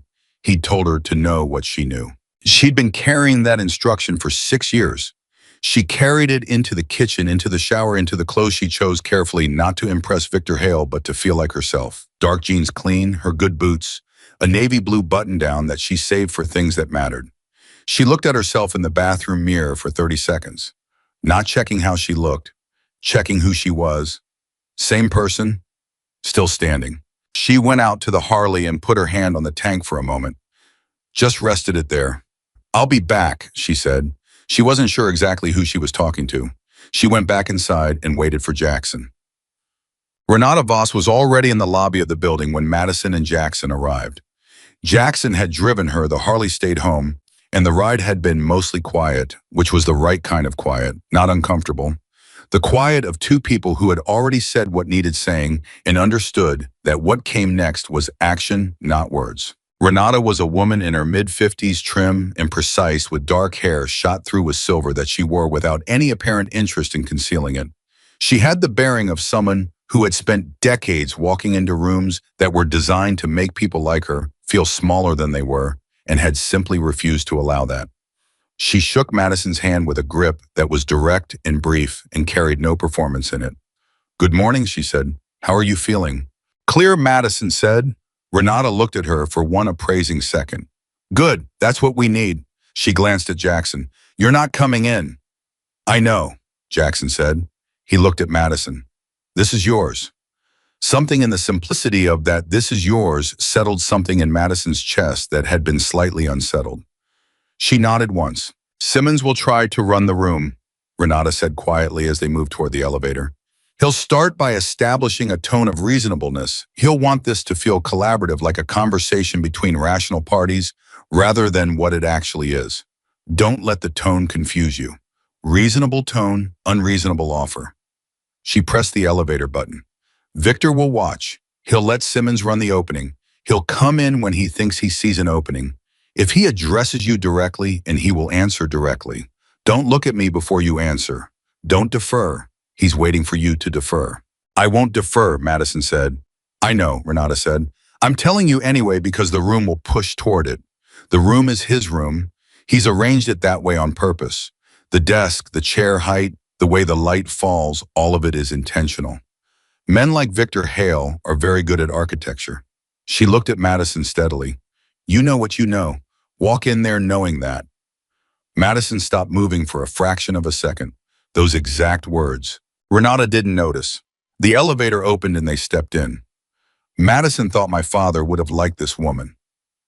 Victor Hale's office was on the 3rd floor. The building was nicer than Madison had expected, or rather she had known it was nice. She had been here before, but walking in now with different eyes, she noticed the niceness differently. The way it was calibrated. The framed magazine features about the shop on the wall of the lobby. The photographs of Victor at charity events, at bike rallies, shaking hands with people who had wide smiles and no idea. The lobby was a carefully constructed argument about what kind of man Victor Hale was. Every element of it was a piece of evidence in a case he had been building about himself for 18 years. She looked at it all without slowing down. Greg Simmons met them outside the office door. He was younger than Madison had pictured from his voice, early 40s, well-dressed in the particular way of someone who understood that appearance was part of the argument. He extended his hand to Renata with the smooth ease of professional familiarity. They knew each other clearly. The kind of knowing that lawyers had, not friendship, but the specific familiarity of having been on opposite sides before. "Renata," he said. "Greg," she said. He looked at Madison, extended his hand. "Miss Parker, thank you for coming." Madison shook his hand. "Of course," she said, as if there were no question about it, as if she were the one doing him the favor of showing up. Something flickered in his expression, just briefly. Then he opened the office door. Victor Hale was standing when they came in. That was the first thing Madison noticed. Not sitting behind his desk, establishing the territory, standing near the window in a posture that was carefully calibrated to read as relaxed while communicating that he had chosen to be standing, had chosen the position, was not a man who waited behind a desk. I was in his mid-50s, tall, broad, with the kind of physical confidence that came from decades of being the largest presence in most rooms. His hair was gray and kept short. He was wearing a collared shirt, no tie sleeves rolled to the elbow, a calculated informality. The message of the rolled sleeves, I am a working man, not a suit. I am one of you. Madison had watched him perform this for 2 years. She knew every piece of it. He looked at her with an expression of such genuine warmth that someone who didn't know him might have felt genuinely met by it. Madison, he said, as if they were old friends, as if she had dropped by for coffee. Thank you for agreeing to this. Thank you for suggesting it, she said. Her voice was level, unhurried. She sat down in one of the chairs across from his desk without waiting to be invited to sit. The tiniest shift in Victor's posture. So small, most people would have missed it. She didn't miss it. Renata sat beside her. Simmons took a chair to Victor's left. Victor sat behind his desk. The room arranged itself. I wanted to have this conversation in person, Victor said, because I think there's been a significant misunderstanding. And misunderstandings are better resolved face to face. Don't you think? I think documentation resolves misunderstandings more reliably than conversation, Madison said. But here we are. A beat of silence. Simmons made a small, almost imperceptible movement, the adjustment of a man recalibrating. He had expected something different from her, something more uncertain, something that gave him more room. Right, Victor said. He smiled. The smile that had worked on customers for 18 years. Let me just say, and I want to say this directly, Madison, because I respect you. I think what happened with your termination was handled poorly. I've thought about that, and I'm willing to acknowledge that. Which part? Madison said. Victor blinked. I'm sorry. Which part are you willing to acknowledge was handled poorly? She kept her voice entirely neutral, not combative, genuinely asking for specificity, the way you would ask a mechanic to identify which part was failing, rather than just saying the bike was running rough. Simmons leaned in. What my client means is, I understood what your client said, Madison said without looking at Simmons. I'm asking him to be specific. The office was very quiet. Victor Hale looked at Madison Parker across his desk with an expression that was shifting slowly visibly beneath the surface from the warm performance of a reasonable man to something that was trying to find its footing. He had come into this meeting with a plan. The plan was already not going the way the plan was supposed to go. The timing of the termination, Victor said finally. In retrospect, given your complaint to the labor board, I can see how it looked retaliatory. It was retaliatory, Madison said, simply, not angrily, as a statement of fact. I filed a complaint on a Thursday. I was called into HR the following Wednesday. The performance issues cited in the meeting were not reflected in any documented review in my 2 years of employment. She paused. I have copies of all my performance reviews, Mr. Hale. All of them said the same thing, meets expectations or exceeds. Not one documented concern in 2 years. And then 6 days after I filed a complaint, suddenly there were 3 months of undocumented performance issues. Victor opened his mouth. I also have, Madison continued at the same measured pace, payroll records for my entire period of employment at this company, cross-referenced with the timesheets I personally submitted. The discrepancy between hours worked and hours paid across my employment amounts to what I believe is a very specific number. Renata has communicated that number to your counsel. She stopped. The room was absolutely still. Simmons looked at Victor. Victor did not look at Simmons. Victor Hale was looking at Madison Parker with an expression she had never seen on his face in 2 years of working for him. Not anger, not the performance of anger, something more fundamental and more alarming, to witness the expression of a man realizing that what he thought he was dealing with and what he was actually dealing with were not the same thing at all. Greg has informed me of the documentation your attorney has presented, Victor said. His voice was still controlled, but it had changed. The smoothness of it had acquired something underneath it, a slight friction. Some of those words are being taken out of context.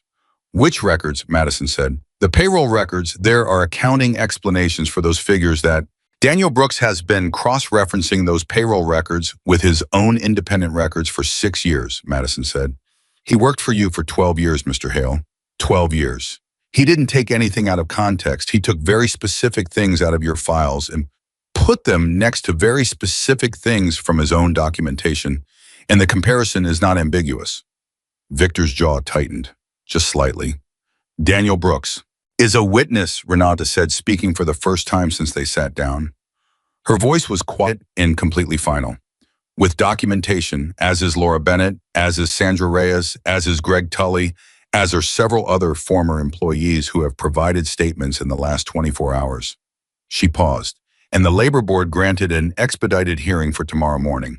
So if there is something you would like to resolve before 9 a.m. tomorrow, I suggest we discuss what that looks like. The silence that followed was the loudest silence Madison had ever been in. She watched Victor Hale in it. She watched him process. She had seen him process things before: customer complaints, supplier problems, the occasional equipment issue, and he always processed the same way, with the confidence of a man who could solve anything because he had always been able to solve anything. But this processing looked different. This processing looked like a man running his usual calculations and finding that the numbers were coming back wrong. Simmons put a hand on the desk and leaned toward Victor. He said something very low, too low for Madison or Renata to hear. Whatever it was, it lasted approximately 15 seconds. Victor listened with his eyes fixed on the middle distance. He nodded once. Then he looked at Madison. And for the first time in this meeting, for the first time perhaps in the entire history of Madison Parker's employment at Hale's Custom Cycles, Victor Hale looked at her without any performance. The warmth was gone. The rolled sleeves and the standing near the window and the "don't you think" were gone. What was left was simply a man looking at another person with the direct, unmediated expression of someone who had run out of other options. It was unexpectedly easier to deal with than the performance. "What does she want?" Victor said. He said it to Simmons, but his eyes stayed on Madison. Simmons looked at Renata. "What my client wants," Renata said, "is the wages she was owed, the overtime she was owed, appropriate damages for wrongful termination and retaliation, and a resolution by end of business today."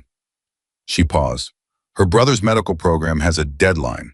That deadline is in 3 days. The resolution of this matter needs to happen before that deadline.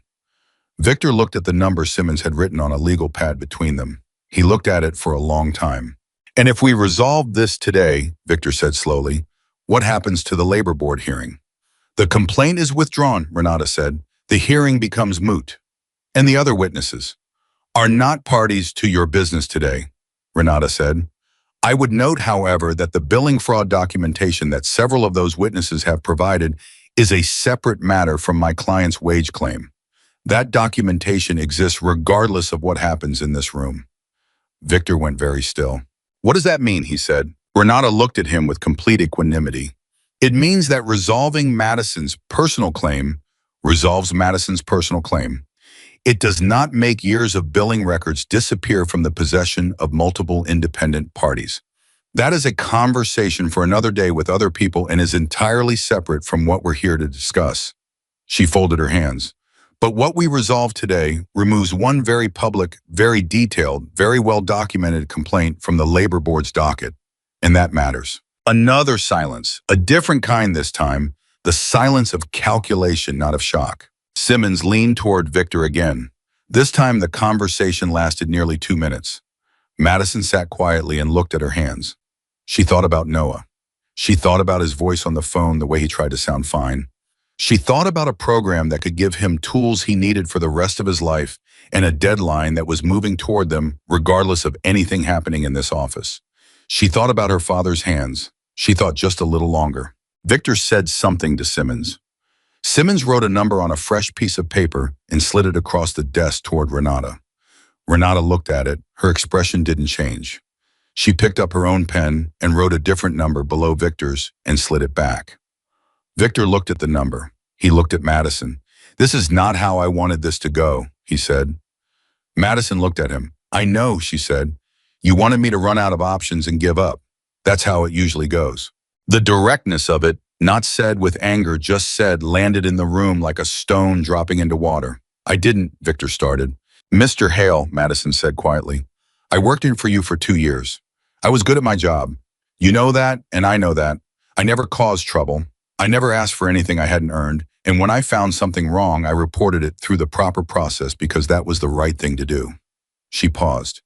"And then you took 3 months of my wages, my job, and the last piece of stability I had while my brother was struggling, and you counted on me having nobody and nothing left to fight with." She held his gaze. "You were wrong about that." The office held the words. Victor Hale, 18 years of authority in architecture and performance looked at a 20-year-old woman in a navy blue button-down and good boots who had just said the most precise and simple truth about what he had done, and he had nothing to put against it. No paperwork, no performance, no practiced warmth, nothing. He picked up Renata's number. He wrote a figure that was above it, slid it back. Renata looked at it, looked at Madison. The look said, "This is acceptable." Madison gave one small nod. Renata looked at Simmons. "We'll need the agreement drafted and signed by 5 p.m. today." Simmons was already opening his briefcase. "I anticipated that," he said. He produced a draft agreement prepared apparently before the meeting. The presumption of it might have been insulting on another day. Today it was just practical. Renata read it, methodically, without rushing, without being rushed. She asked for 4 changes. Simmons made 3 of them immediately and pushed back on the 4th. They went back and forth on the language for 11 minutes. Madison sat and breathed. Victor sat behind his desk and did not speak. The 4th change was made. Renata turned to Madison. "Read this before you sign it." Madison read every word. It took 14 minutes. Nobody spoke while she read. When she finished, she looked at Renata. "The timeline for payment," she said. "It says 7 to 10 business days." "Yes," Renata said. "That's after Noah's deadline." Renata turned to Simmons. "We need payment within 48 hours. Wire transfer. Confirmed and completed." Simmons looked at Victor. Victor was looking at the wall to his left, at one of the framed magazine features about the shop. His shop. 18 years of built reputation visible in the frame. "Fine," he said, without looking away from the wall. Simmons modified the language. Madison read the modification. She picked up the pen. Her hand was steady. She signed. They were back in the elevator 23 minutes later. Renata let out a breath that was the most human thing Madison had seen her do. "He folded faster than I expected," she said. The billing fraud documentation scared him. He knew that if this went to a public hearing, those records would become part of a public proceeding. "Is it over?" Madison asked. "For today, yes. For Victor Hale in general." Renata paused. "The billing fraud documentation still exists in the hands of multiple independent people. That's not something that goes away, but that's a different timeline and different parties. For you, yes, it's over." The elevator opened. Jackson was in the lobby. He looked at their faces when they came out and knew immediately. He looked at Madison. "Done," he said. "Done," she said. He nodded, that small definitive nod. And then, because he was Jackson Reed and he was not a man who performed emotion, he simply held out his hand and she shook it. But the handshake lasted a second longer than handshakes usually do, and what passed in that extra second was something that didn't require words. She walked out of the building in the Arizona morning, hit her the heat, the light, all of it immediate and physical and real. She stood on the sidewalk, and then she took out her phone and called Noah. He answered on the second ring. "Maddie, are you okay? You said you'd call tonight." "I'm okay," she said. "I'm better than okay." Her voice cracked on the last word and she let it crack. She was done managing it. "Noah, listen to me. The program, the treatment program. You're in, you're definitely in. I have the money. It's being wired in 48 hours and I'm calling them today to confirm your spot." Silence on the other end. "Then Maddie, you're in," she said again, because she needed to say it twice, because hearing it twice would mean it was real. "Do you hear me? You're in." What Noah said next, she would carry with her for the rest of her life. He didn't say thank you, or rather he said thank you, but that wasn't the part she'd carry. The part she'd carry was what he said after the thank you, when his voice had gone rough and unguarded and entirely itself. "I knew you'd figure it out. I always knew you'd figure it out." She almost argued with him. Almost said, "I didn't do this alone." Almost explained the gas station and the parking lot and the binder and the lawyer and the 4 men who stopped when they didn't have to. Instead, she just said, "I had help." "Good," Noah said. "You're allowed to have help." She laughed. It came out thick and real and not elegant at all. Jackson, standing a few feet away, heard it and turned his face slightly away, giving her the privacy of the moment. She talked to Noah for 4 more minutes. When she hung up, she stood for a moment with the phone at her side and her face tilted up toward the sky, and the Arizona heat pressed down on her like something she was grateful for. Then she turned to Jackson. "I need to call the program today and confirm his spot." "Then let's do that," Jackson said. They called from the parking lot. Madison spoke to an administrator named Jennifer, who pulled up Noah's file and said, "Yes, we have him on our waiting list. We've been hoping to hear from you." Madison explained that she would be wiring a partial payment as a hold deposit within 24 hours and the remainder within 48. Jennifer said that worked. Jennifer said she was glad it worked out. Madison hung up. She sat in the passenger seat of Jackson's truck and held the phone in her hands and looked at nothing in particular through the windshield. "He's in," she said. "Yeah," Jackson said. "He's actually in." "Yeah," Jackson said again. He started the truck. "Let's go home." The drive back was the opposite of the drive in. Not silent. They talked not about Victor Hale or the agreement or the money or the case. They talked about small things. Jackson told her about the first time he rode through Arizona 20-some years ago, coming from California on a trip that had no particular destination. He told her about stopping at a roadside diner and eating the best green chile he'd ever had and talking to the owner for 2 hours about nothing important. Madison told him about a camping trip her father had taken her on when she was 8, just the two of them when they'd broken down 40 miles from the nearest town and spent 3 hours by the roadside fixing the truck together, and it had been the best day she could remember. "He sounds like a good man," Jackson said. "He was," she said. She said it the way she always said it, past tense, present wait. "He would have liked you." "Yeah. He was the kind of person who could tell immediately whether someone was real," she said. "He didn't care about what people looked like or what they did. He cared whether they were real." She looked out the window. "You're real." Jackson drove. He didn't say anything to that. He didn't need to. At the house, Dex and Ruiz and Torres were waiting. The moment they came through the door, the question was visible on all three faces. Madison answered it before anyone asked. "Signed and settled," she said. "Wire transfer in 48 hours. Noah's enrolled." Dex said something under his breath that was too low for Madison to catch, but sounded like the particular kind of profanity that is not an insult, but a release. Ruiz stood up from the couch and shook Madison's hand with both of his. Torres allowed something into his face that was as close to unguarded as he apparently got, which was to say his expression briefly and genuinely warmed. Then something unexpected happened. Madison's phone rang. She looked at the screen. "Patricia Chambers, the labor board investigator." She answered immediately. "Miss Chambers." "Miss Parker." Chambers' voice was the careful voice of a government employee who existed in a world of process and form. "I'm calling because we received your attorney's withdrawal of the emergency complaint this afternoon. And I want you to know," she paused, a pause that felt like something being decided. "This investigation may not be fully closed. The documentation submitted with your original complaint and with the emergency motion has been flagged by my supervisor for potential referral." Madison went still. "Referral to what?"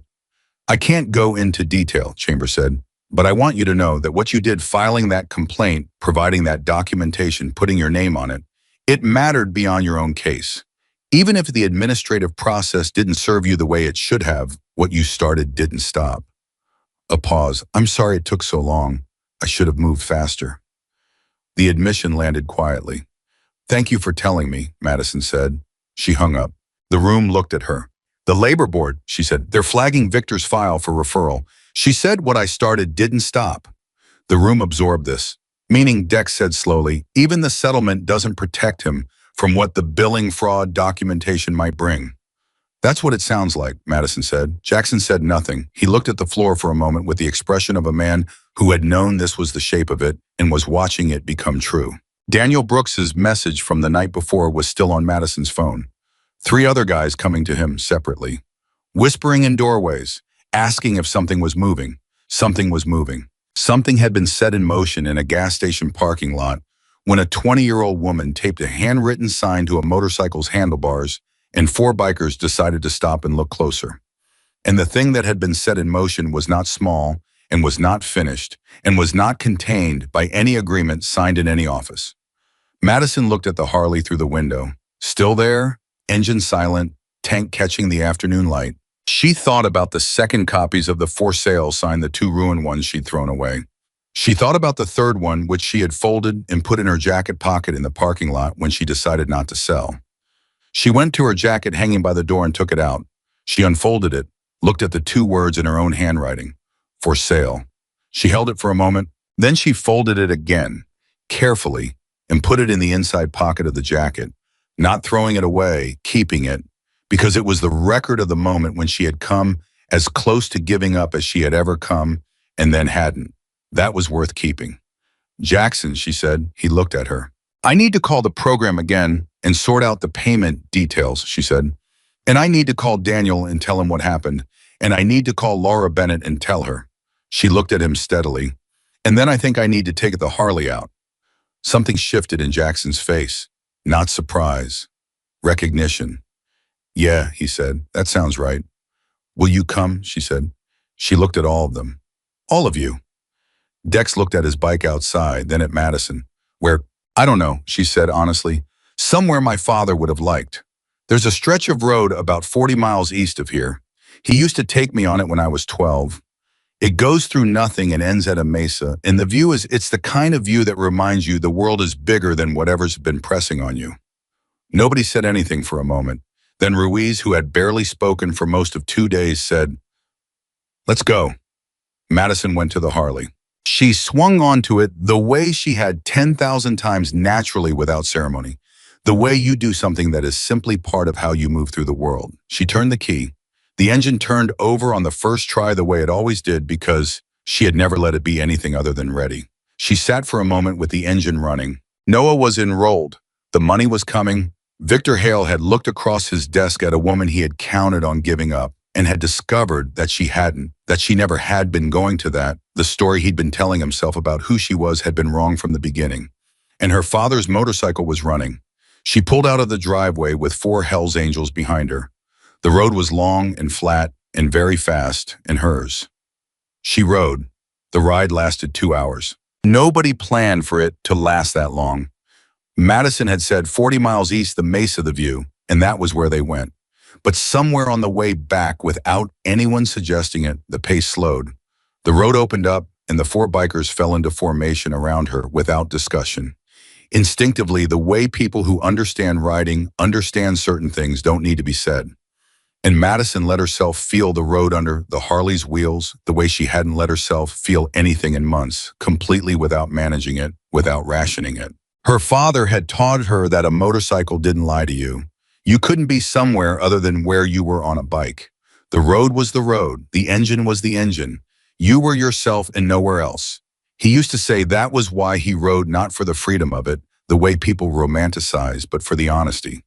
The road required your full presence, and it gave you your full self back. She understood it now in a way she hadn't when she was 12, sitting behind him on this same machine holding his jacket and watching the desert move.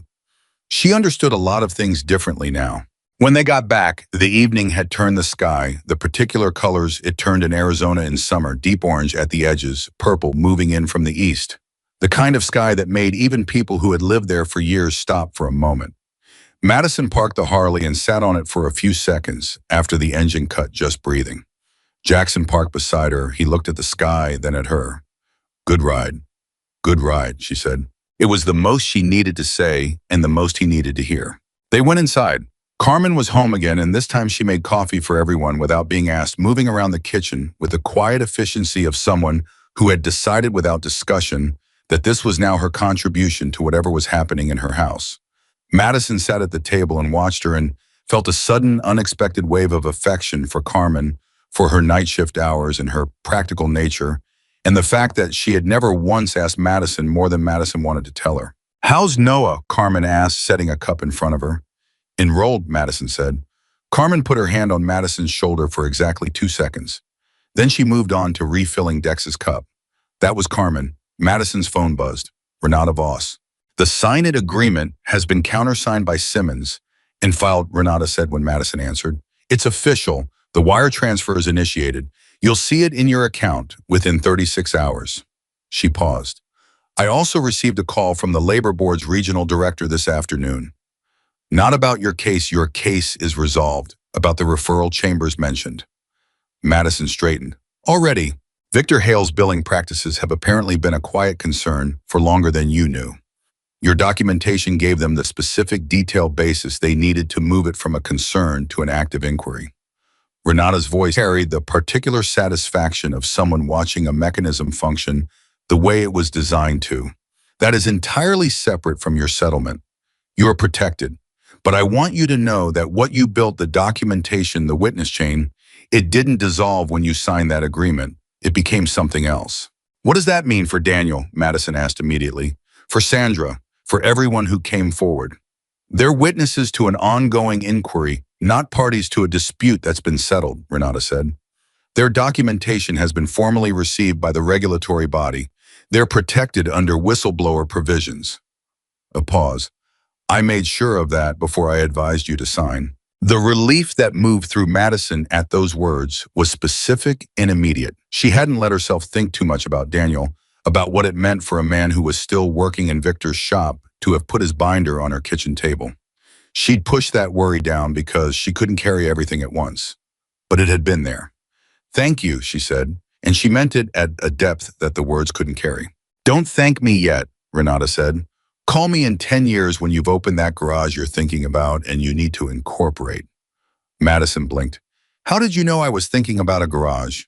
Jackson told me, Renata said simply. He said your father was a mechanic and that it was in your blood and that you'd been putting it off because you'd been too busy surviving. A pause that had a quiet warmth in it. Stop surviving and start building. You've earned it. She ended the call before Madison could respond. Madison set the phone down and looked at Jackson. You told her about the garage, she said. You mentioned it, he said. The book on your shelf. Small business accounting. You didn't buy that for fun. She looked at the bookshelf. At the battered spine of the accounting book she'd bought 2 years ago, when the idea had first taken shape and then been buried under everything else that needed taking care of first. I wasn't going to say anything, she said. I know, Jackson said. That's why I said it. Sitting. The next morning, Madison called Noah's program to confirm the incoming payment. She spoke to Jennifer again, who sounded genuinely pleased, who said Noah's intake appointment was being scheduled for the following week. When Madison hung up, she sat quietly for a moment and let the reality of it fully land. Her brother was going to get the help he needed, not because everything had worked out easily, not because the system had done what it was supposed to do when it was supposed to do it, but because enough people had refused to look away at the right moments. Because Daniel Brooks had kept a binder in his trunk for 6 months and 4 days. Because Laura Bennett had made copies of a ledger and waited. Because 4 men had pulled into a gas station at the right time and one of them had asked one more question when everyone else would have moved on. She thought about all the versions of this story that could have gone differently. She had almost sold the Harley. She had been standing in that parking lot for 2 hours, and she had been 45 minutes away from calling a private buyer who had texted her 3 days earlier and taking whatever he offered. She had been that close. And then 4 motorcycles had turned into that lot, and Jackson Reed had noticed something in the way a motorcycle was maintained, and he had walked across the asphalt and asked one more question. The thinness of it was almost terrifying when she looked at it directly. But she had learned in the months since her father died that almost every good thing that happened was thin in exactly that way, that it depended on a chain of small decisions. Someone deciding to keep records they weren't asked to keep, someone deciding to answer a call, someone deciding to stop at a gas station and look closer. That the line between the story where everything collapsed and the story where something held was almost always thinner than anyone wanted to believe. And the only thing that made it hold most of the time was people. Specific people making specific decisions to not look away. She called Daniel. He answered on the 3rd ring, slightly out of breath. She could hear the sounds of the shop behind him, the familiar metallic percussion of a working garage. Madison, hold on. She heard him move a door, then quiet. Okay, I'm outside. What happened? It's settled, she said. Victor signed. The money's coming. Noah's enrolled. She paused. And Renata says the billing inquiry is moving forward through the Labor Board's regulatory process. Your documentation has been formally received. You're protected as a whistleblower. Silence on Daniel's end. Then a sound she hadn't expected, a short, rough exhale that wasn't quite a laugh and wasn't quite a cry, but was something in the complicated territory between them. 6 years, he said. I kept those records for 6 years. I know, she said. My wife said I was crazy. Said I was going to get myself fired carrying that binder around. His voice had a shakiness in it that it covered quickly the way a man who doesn't cry often covers the moments when he almost does. She's going to say she told me so. In the good way. She does that. Madison smiled. It was a real smile, the kind that came from somewhere genuine rather than from effort. Tell her she was right. She always is, Daniel said. He was quiet for a moment. Madison, whatever happens next with the inquiry with Victor, I want you to know that I'm not afraid anymore. I was afraid for a long time. I'm not now. He paused. That matters. That one thing. It does, she said. It matters more than you know. She called Laura Bennett next. Laura answered immediately as if she'd been waiting, and perhaps she had. Madison told her the same things she'd told Daniel. When she finished, Laura was quiet for a long moment. I want to ask you something, Laura said finally, and you don't have to answer. Ask. Did you ever think about not doing it, about just letting it go, taking a different job somewhere, starting over, not putting your name on anything? A pause. I thought about it. For 8 months after I left, I thought about it every day, about whether it was worth it to keep the ledger copies, whether I was just holding on to something that was only going to cause me trouble. Madison thought about the parking lot, about the 2 ruined copies of the sign, about 20 minutes in her car outside the labor board. Yes, she said, I thought about it. What stopped you? She thought about how to answer that honestly. My father, she said finally, he fixed things other people gave up on. Not because he was brave, because he believed that things that were broken could be fixed if someone was willing to stay with them long enough. She paused. I didn't want to be the person who walked by. Laura's breath on the other end of the line was slow and even. I should have said something sooner, she said. I should have been the one who called first. You stayed with it, Madison said. You kept the ledger. You answered when I called. That's not nothing, Laura. That's everything. Another silence, softer this time. Thank you, Laura said, for being the one who called. On the 3rd day after the settlement, the wire transfer appeared in Madison's account. She was at the kitchen table when her banking app sent the notification. She looked at the number on her screen for a long time.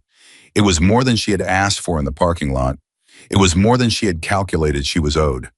It was what Renata had argued for, and what Victor's lawyer had ultimately not been able to justify refusing. She paid Noah's program. She paid it in full, and not as a deposit, not in installments. In full on a Tuesday morning from a kitchen table in a small rental house on a dirt road with a cup of coffee that was actually warm this time because there was no emergency to make her forget she'd made it. She sat with the confirmation email open on her laptop for a while. Then she opened the small business accounting book from the shelf. She'd bought it 23 months ago. She had read the first 4 chapters, and then life had intervened in the way it always did, and the book had gone to the shelf to wait. She opened it to chapter 5. She turned the pages. She read. Jackson called that afternoon. How are you doing? He said. I paid Noah's program this morning, and she said, full amount. Good, he said. How are you doing? She understood the distinction. I'm okay. I'm actually okay. She paused. I opened the business accounting book. A beat of silence. Then a quiet sound from Jackson's end that might have been satisfaction. Yeah. Chapter 5, she said. What is Chapter 5? Business structure and licensing, she said. Turns out there are several types of LLC, and the distinctions matter considerably more than I thought. Jackson made that sound again. Not a laugh exactly, but the sound a person makes when something has gone the way they hoped it would. Renata has a business attorney she refers people to. Good one, not cheap, but she can work with your timeline.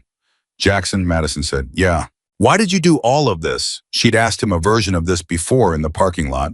He'd answered about his daughter, about choosing the second option. But she was asking again now from the other side of it. You didn't know me. You could have bought the Harley and ridden away. You'd have gotten a good deal, and I'd have had enough to pay the deposit, and we'd both have driven off, and that would have been the end of it. He was quiet for a moment.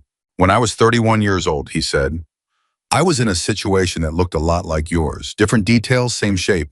Something had been taken from me, and I had no obvious path to get it back, and I was about to make a permanent decision because of a temporary problem. He paused. Someone stopped, someone who didn't have to, and they asked one more question, and everything that followed came from that. He paused again. I don't talk about that much, but I think about it. Every time I almost don't stop somewhere, I think about it. Madison was quiet. So you stopped, she said. I stopped, he said. And you asked one more question. I did. She looked at the accounting book open on the table in front of her. At the Harley visible through the window, at the folded for sale sign sitting on the shelf beside the accounting book where she had put it because it deserved a place. Thank you, she said. It was not sufficient. She knew that. She said it anyway because it was true, and true things deserve to be said, even when the words weren't big enough. You did the work, Jackson said. I just asked the question. 3 weeks later, Noah called her on a Sunday evening. His voice was different. She heard it immediately, not dramatically different, not transformed, but shifted, lighter in a specific way. The way a voice sounds when a weight that has been so present for so long, it became normal, has been partially lifted. When you start to remember what it felt like before. First week is good, he said. I like the people. The program it's actually what they said it was going to be, which I wasn't sure about. I wasn't sure either, Madison admitted. The counselor asked me about my family, Noah said, about who I have. I told her about you. A pause. I told her what you did. Noah. I didn't exaggerate, he said. I just told her exactly what happened. The motorcycle and the gas station, and the lawyer and the settlement, and how you called me that morning. His voice went careful for a moment, the way 16-year-old voices go careful when they're trying to say something real without making it too large. She said she hoped I had it in me to be like you someday. Madison couldn't speak for a moment. You already are, she said when she could. I'm trying, he said. That's the same thing, right? Trying is the same thing. Trying is exactly the same thing, she said. That's all it ever is. After she hung up, she sat in the quiet for a while. The house was still. Carmen was on her night shift. The street was calm. The Harley was outside. All the frantic machinery of the past weeks had stilled into something she didn't quite have a word for yet. Not peace exactly. Her father was still gone, and the road ahead was still uncertain, and the garage she was going to open was still just a chapter 5 idea in a battered accounting book. But something that felt like ground. She went outside. She stood beside the Harley in the dark and put her hand on the tank the way she had the morning she went to Victor Hale's office. The engine was cold. The night was quiet. The stars over Arizona were the particular extravagance of stars in places with no competing light. More of them than seemed reasonable, more than the eye could organize, each one doing nothing but existing completely. She thought about her father. She thought about what he would say if he were standing here. She had a habit of doing this not in a grief-stricken way, not with anguish, but practically the way you consult someone whose opinion you trust even when they're no longer in the room.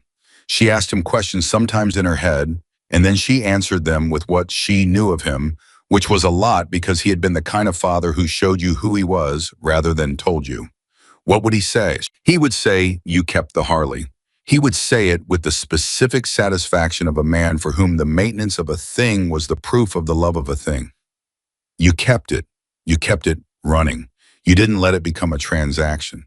And she would say, I almost did. And he would say, almost doesn't count. She smiled in the dark. Then she thought about something else. About Daniel Brooks's binder and Laura Bennett's ledger and Sandra Reyes' notes and Greg Tully's pay stubs and Kayla Marsh's 14 months of waiting. About Patricia Chambers at the labor board who had said, I should have moved faster in the voice of someone making a private accounting. About Renata Voss filing an emergency motion at 11:40 at night because Jackson Reed had called her and said someone needed help. About 4 bikers at a gas station who decided to stop. About all the people who had kept something, a document, a memory, a feeling that things weren't right because they believed that someday someone would ask. Someone had asked. And here was what Madison Parker understood standing beside her father's motorcycle in the dark. The asking mattered as much as the answering. The stopping mattered as much as the helping. The world ran on the willingness of certain people at certain moments to do the harder thing, to slow down, to look closer, to put their name on something, to keep the records. Nobody asked them to stay with a broken thing long enough for it to be fixed. Her father had lived that way. Jackson Reed lived that way. Daniel and Laura and Sandra and Greg and Kayla had lived that way, even when it cost them. Even when no one was watching, even when they had no particular reason to believe that keeping would ever matter. She intended to live that way too, not because she was brave.